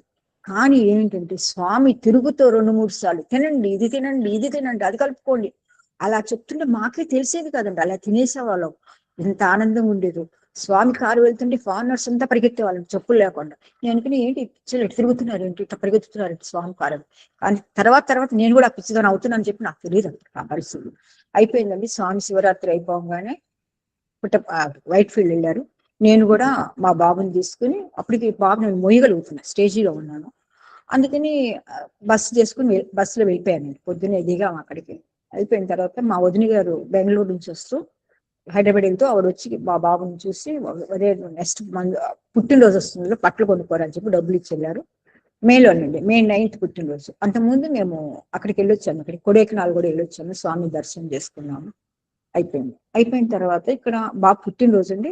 అందరిని చూసేవాడు, అందరు చాలా బాగా చక్కగా చాక్లెట్లు ఇట్లా వేసుకెళ్ళటం, స్వామి అక్షంతలు చల్లటం, చాక్లెట్లు ఇచ్చేయడం ఇవన్నీ ఉండేవి. అందుకని వీడు కూడా మంచిగా డ్రెస్ చేసుకుని మా బాబు బాగుంటాడండి, చాలా తెల్లగా ఉంటాడు, పెద్ద పెద్ద కళ్ళు, మంచి జుట్టు, చాలా అందగాడు మనం. సో ఏం చేశాడు అంటే మంచి డ్రెస్ చేసుకున్నాడు, కూర్చున్నాడు. స్వామి వస్తారని ధైర్యం ఉందన్నమాట. విభూతి ప్యాకెట్ తీసుకున్నాడు, అక్షంతలు తీసుకున్నాడు, చాక్లెట్స్ అవన్నీ తీసుకుని వెళ్ళాడు. వాడికి ఏంటంటే విభూతి వస్తారు, స్వామి బ్లెస్సింగ్ చేస్తారు నమ్మకం అన్నమాట. వచ్చారు స్వామి శనివారం ఆ రోజు వచ్చారు. కానీ వీడి వైపు చూసుకుంటూ వెళ్ళారే కానీ బ్లెస్సింగ్ చేయలేదు. సరే వాడు బాగా వచ్చి చెప్పాడు, మా బాగా స్వామి బ్లెస్ చేయలేదు అన్నమాట. పర్వాలేదు, మధ్యాహ్నం ఉంది కదా, మధ్యాహ్నం చేస్తారు పదాన్న. అయిపోయింది. మళ్ళీ మధ్యాహ్నం స్నానం చేస్తారు, మళ్ళీ డ్రెస్ వేసుకున్నాడు, కొత్త డ్రెస్ కూడా వేసుకున్నాడు, వెళ్ళాడు. నాలుగు స్వామి అప్పుడు మనకి చెట్టు కింద ఉండేదండి, మీకు గుర్తుంది, పెద్ద చెట్టు, ఎంత బాగుంటుంది ఆ చెట్టు కింద దర్శనం. ఏమని చెప్పండి, నాకు సైకులవంత్ హాల్ కన్నా కూడాను ఇప్పుడున్న రమేష్ హాల్కి దర్శనాలు కంటే కూడా ఆ దర్శనాలు మన జీవితంలో మర్చిపోలేని దర్శనాలు అంటే అంతే. అది అప్పుడు స్వామి చాలా దగ్గరగా ఉన్నట్టు ఫీలింగ్ ఉండేదండి. ఎందుకంటే 4 వరుసలు ఉండేవి, ఇటు ఆడవాళ్ళ వైపు 2 వరుసలు, మగవాళ్ళ వైపు 2 వరుసలు, మధ్యలో ఇంకో వరుస, మొత్తం 6 వరుసలు ఉండేవండి. 6 వరుసలు స్వామి వచ్చి వెళ్ళేవారు. సో సరే మొన్నటి పొద్దున ఆ సాయంత్రం కూడా రాలేదు. మొన్నటి పొద్దున ట్రై చేస్తాం, ఆదివారం పొద్దున కూడా రాలేదు. వీడికి కోపం వచ్చేసింది. నేను ఎట్లా కొట్టినా ఓదార్చి చేశాను. సాయంత్రం మళ్ళీ ఇంకో డ్రెస్ తీసి కొత్తగా కొనబోతుంటే అన్నాడు, వద్దు నువ్వేం కొనొద్దు, ఆయన రాడు కట్ట పోమా అన్నాడు. అంటే వాడికి తెలియదు కదండి పాపం. నాకు నేను ఏదో కొంచెం ఆలోచిస్తున్నాను. ఎందుకంటే ఒరే నాయన నిన్న ఇంగ్లీష్ ప్రకారం ఈ రోజు తెలుగు ప్రకారం రా బాబు, ఈ తెలుగు ప్రకారం స్వామి ఇప్పుడు తెలుగు స్పీచ్ చెప్పారు కాబట్టి తెలుగు ప్రకారం వచ్చి నేను ఆశీర్వదిస్తారేమో రా అన్నాను. ఆశీర్వదించాడు, పొద్దున ఆశీర్వదించాడు, ఇప్పుడు ఏం ఆశిస్తారు పొమ్మన్నాడు. వాడు పాత డ్రెస్ ఒకటి తీసుకున్నాడు, బయలుదేరాడు. చాక్లెట్స్ గీక్లెట్స్ ఏమీ తీసుకెళ్ళలేదు, వెళ్ళాడు. అయిపోయిన తర్వాత మీకు మన లోపలికి త్రైబృందానికి వెళ్ళే పక్కన ఒక కళ్యాణ మంటపం లాంటిది, అక్కడ స్వామి స్పీచెస్ అవన్నీ ఇస్తారు అప్పుడు ఆ రోజుల్లో. సో అందులో కూర్చోబెట్టారు అందరినీ. నేను మటుకు బయటే స్వామి త్రైబృందా అని వెళ్ళి లోపలికి వెళ్ళేటప్పుడు మనకి కనిపిస్తున్న పక్కనే లాన్ ఉంటుంది, ఆ లాన్ లో కూర్చున్నాను. నా పక్కన అంత హిందీ వాళ్ళు ఇంగ్లీష్ వాళ్ళు కూర్చున్నారు. నా ముందేమో వసంతమ్మ గారు కూర్చున్నారు. అప్పుడు అక్కడ ఆవిడ చీఫ్ సేవాదల్ చీఫ్ ఆవిడ కూర్చుని ఉన్నారు. సరే స్వామి స్పీచ్ మొదలు పెట్టారండి. లోపల చెప్తున్నారు, స్పీచ్ చెప్తూ మధ్యలో అన్నమాట, నేను వచ్చి బ్లెస్ చేయలేదని చెప్పి చాలా బాధపడుతుంటారు కొంతమంది. స్వామి మాకు చేయడు, ఏమి చేయడు అనుకుంటారు. కానీ స్వామి చేస్తారు, కానీ ఏమి చేయాలో స్వామికి తెలుసు. స్వామి ఎంతో ఇద్దాం అనుకుంటున్నారు, కానీ మీరు ఏవో చిన్న చిన్న కోరికలు కోరుతారు అని చెప్పేసి. ఇక ఏం మాట్లాడుతానంటే నేను కూడాను ఏం మాట్లాడుకుండా అట్లా వింటూ ఉన్నాను. అయిపోయిందండి. అయిపోయిన తర్వాత స్వామి స్పీచ్ అయిపోయింది. ముందుకు వచ్చారు. అలా అటు మగవాళ్ళు వైపు వెళ్ళారు. బాబు వాళ్ళంతా కొబ్బరి చెట్ల కింద ఉండేవాళ్ళు, వీల్ చైర్స్ ఉన్న అట్లా కూర్చోబెడతారు అనమాట. పక్కనే ఒక అటు నుంచి అయిపోయి ఇటు మా ముందుకు వచ్చి ఇటు నుంచి వెళ్ళాలన్నమాట. స్వామి త్రైబృందం వెళ్తూ వచ్చారనమాట. వచ్చి ఒక నిమిషం నిలబడ్డారు, ఒకే ఒక నిమిషం నిలబడి చూసన్నారు, నీ కొడుకుకి ఏం అక్కర్లేదంట అన్నారు. నాకు అర్థం కాలేదు అసలు. నాకు స్వామిని చూస్తే అసలు ఏమి ప్రపంచం తెలియదండి. అట్లా భక్తురాలు కాదు, కానీ ఏంటో మరి అలా ఉండిపోయారు. సరే అయిపోయింది. స్వామి అన్నారు, ఎవరితో మాట్లాడుతున్నారు అనుకున్నాను. అయిపోయిన తర్వాత స్వామి లోపలికి వెళ్ళిపోయారు. వెళ్ళిపోయిన తర్వాత మ్యూజిక్ అయిపోయిందండి. వసంతమ్మ గారు చెప్పాను, అమ్మ నీతోనే మాట్లాడారు స్వామి అని. నాతో మాట్లాడేటువంటి స్వామి అని అనుకున్నాను. అయిపోయిందండి. ఒక 5 నిమిషాలు పడుతుంది కానీ మనం అందరం బయటకు రావటానికి. ఇదంతా అయిపోయిన తర్వాత నేను మా బాబుని పికప్ చేసుకుంటానికి వెళ్తుంటే అందరూ వచ్చి మా బాబుకు కంగ్రాచులేషన్ చెప్తున్నారు. అందరూ చాలా సంతోషం అంటున్నారు. అందరూ చేతి మీద చేయబడుతున్నారు, చేతులు పట్టుకుంటున్నారు. చాలా ఇదిగా అందరూ చాలా అదృష్టవంతులు, నాయన ఎంత భాగ్యవశాలు అంటున్నారు, పోతున్నారు. నాకు అర్థంగా ఏంటిట మాట్లాడుతున్నారు ఏంటంటే. సరే మా బాబుని పట్టుకునేసరికి వాడు మొహం వెలిగిపోతుందండి. 1000 మతాబులు ఉంటాయి చూడండి, దీపాలకి ఎట్లా అని వెలిగిపోతాడు మొహం. నాకు అర్థం ఏంటంటే స్వామి వచ్చారమ్మా నా దగ్గరికి అన్నాడు. నన్ను అంటే ఇదే ఎక్స్ప్రెషన్, స్వామి వచ్చారమ్మా నా దగ్గరికి అన్నాడు. అన్నాను. ఇంతలోకి కృష్ణమూర్తి గారు వెనకాల ఉండేవారు, స్వామి వెనకాల కృష్ణమూర్తి గారు. ఆయన ఇచ్చారు. వచ్చి ఏంటి బాబు స్వామి నీకు ఏమి కావాలంటే నువ్వు వద్దని అన్నావు ఏంటి అన్నారు. వీడేం మాట్లాడలేదు. 3 సార్లు నాతో చెప్పారమ్మా, 3 సార్లు అడిగారమ్మా స్వామి ఏం కావాలి నీకు, ఏం కావాలంటే ఏం వద్దన్నాడు మా బాబు అన్నాడు.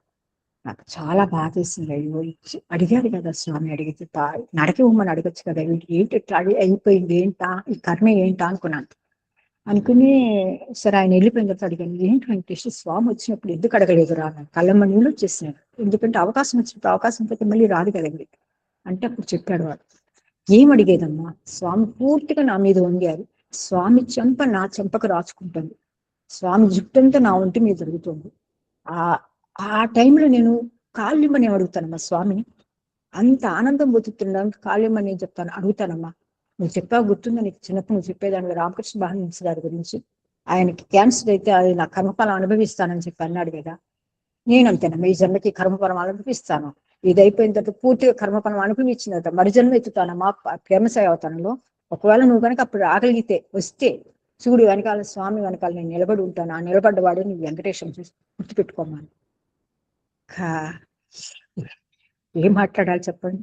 వాడి వయసు అంతా 11. ఏమైనా ఆధ్యాత్మికంగా వాడికి ఏమైనా తెలుసా? తెలియదు, ఏమీ తెలియదు. కానీ స్వామితో ఆ మాట అనిపించుకున్నాడంటే అది ఒకటి. స్వామి అడగటం ఏంటి, వీడేమో నాకు వద్దంటం ఏంటి, నేను కర్మఫలాన్ని అనుభవిస్తాను అంటమే ఏంటి.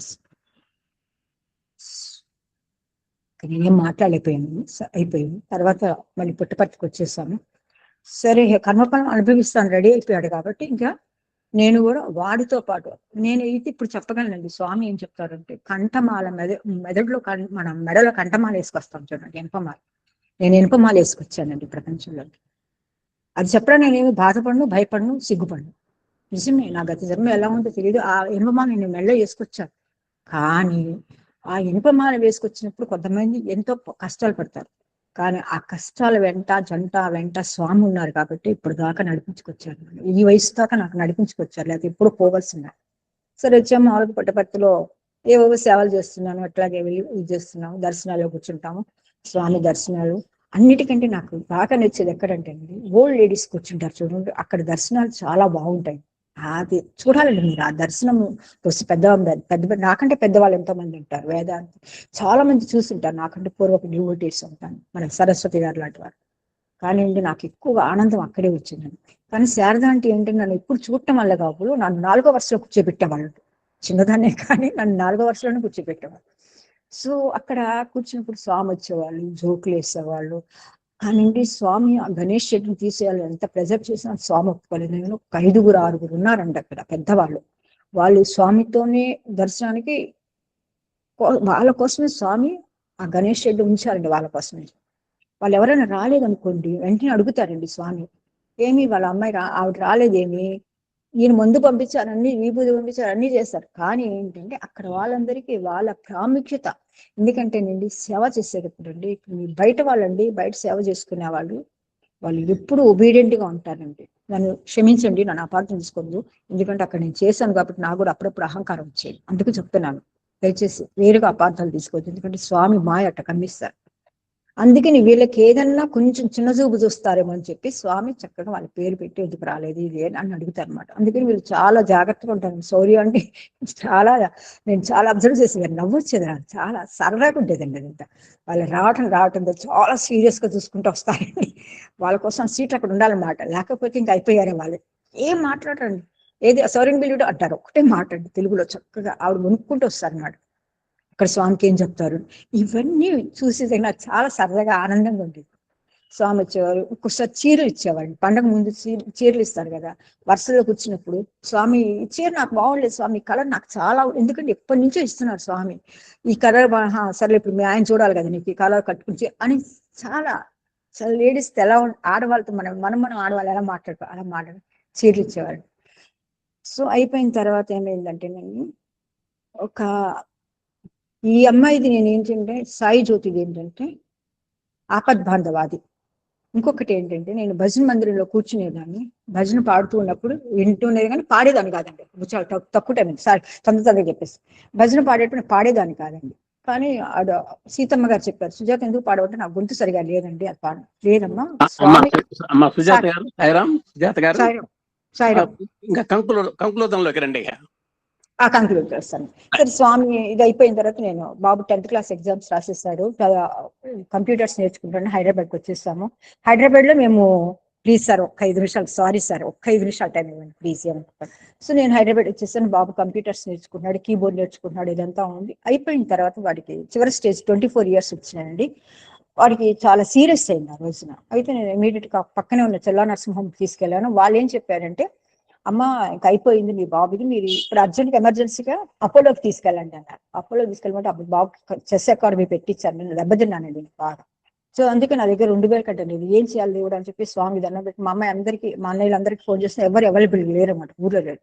సో అప్పుడు మా అమ్మాయి వచ్చి ఏడుస్తుంది, అది ఏంటమ్మా ఎట్లాగమ్మా అంటే నేను చెప్పాను, చూడమ్మా స్వామి వాడికి ఏమైనా ఉపయోగం ఉందంటే స్వామి బతికిస్తారు, లేదంటే ట్రీట్మెంట్ లేకుండా పోతాడు, అంతే కదా, మనం ఏం చేయలేము కదా అని చెప్పాను.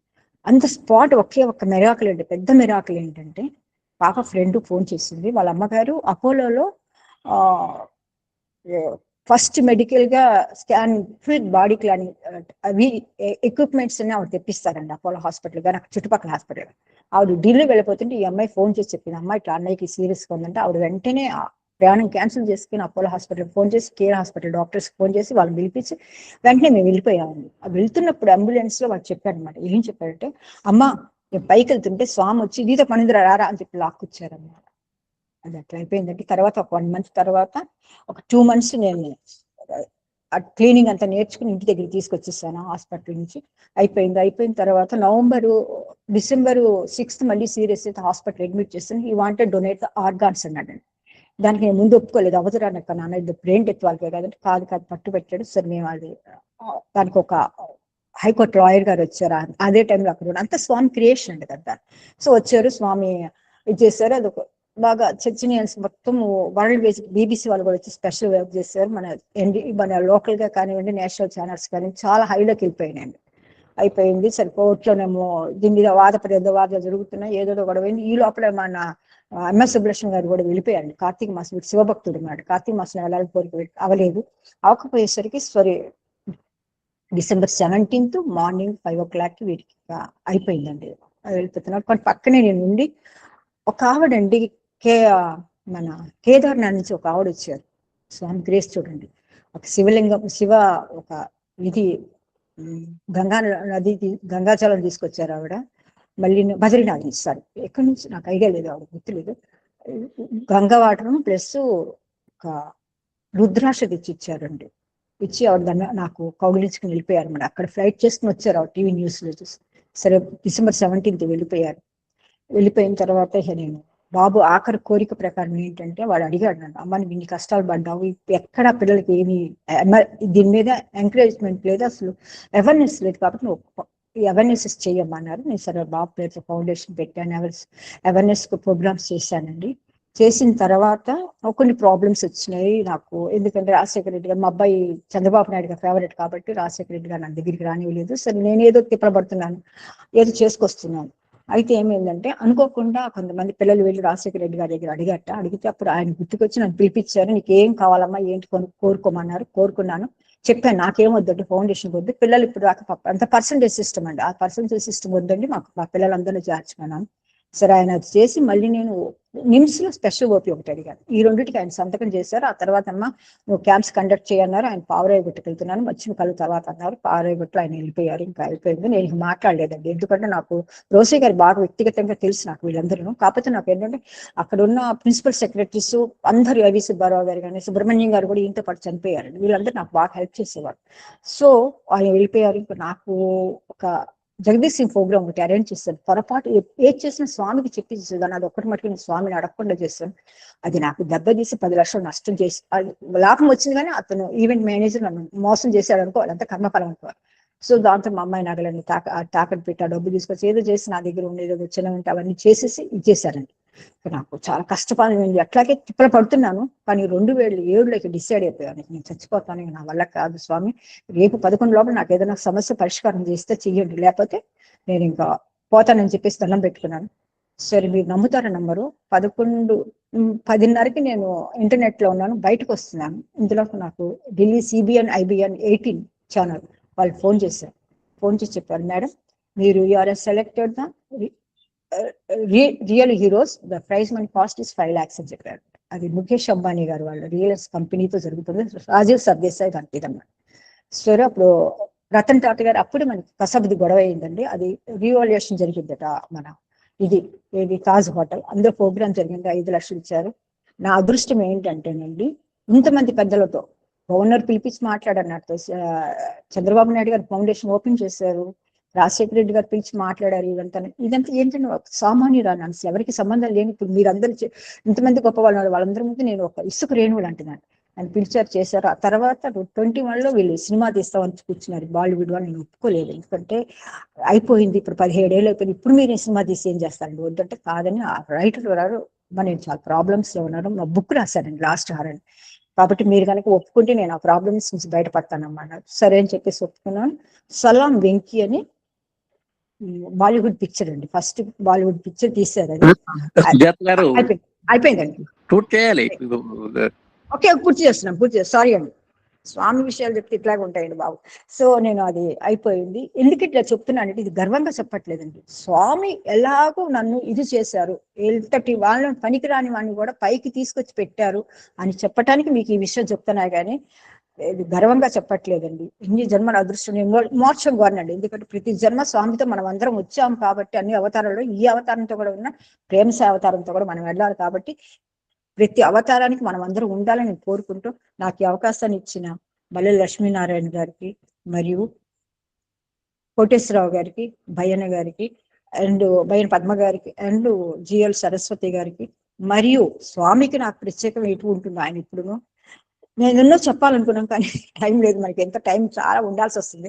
నేను ఎక్కడైనా ఏమన్నా తప్పులు జరిగితే అందరూ నన్ను క్షమించాలని, ఇంతసేపు ఓపికగా విన్న నా సాయి కుటుంబ సభ్యులందరూ, సోదరులు సోదరి మళ్ళందరికీ నా హృదయపూర్వక సాయి నమస్కారాలు చెప్పుకుంటా. సాయిరామ్ అండి, అందరికీ నా వందనాలు. సాయిరామ్.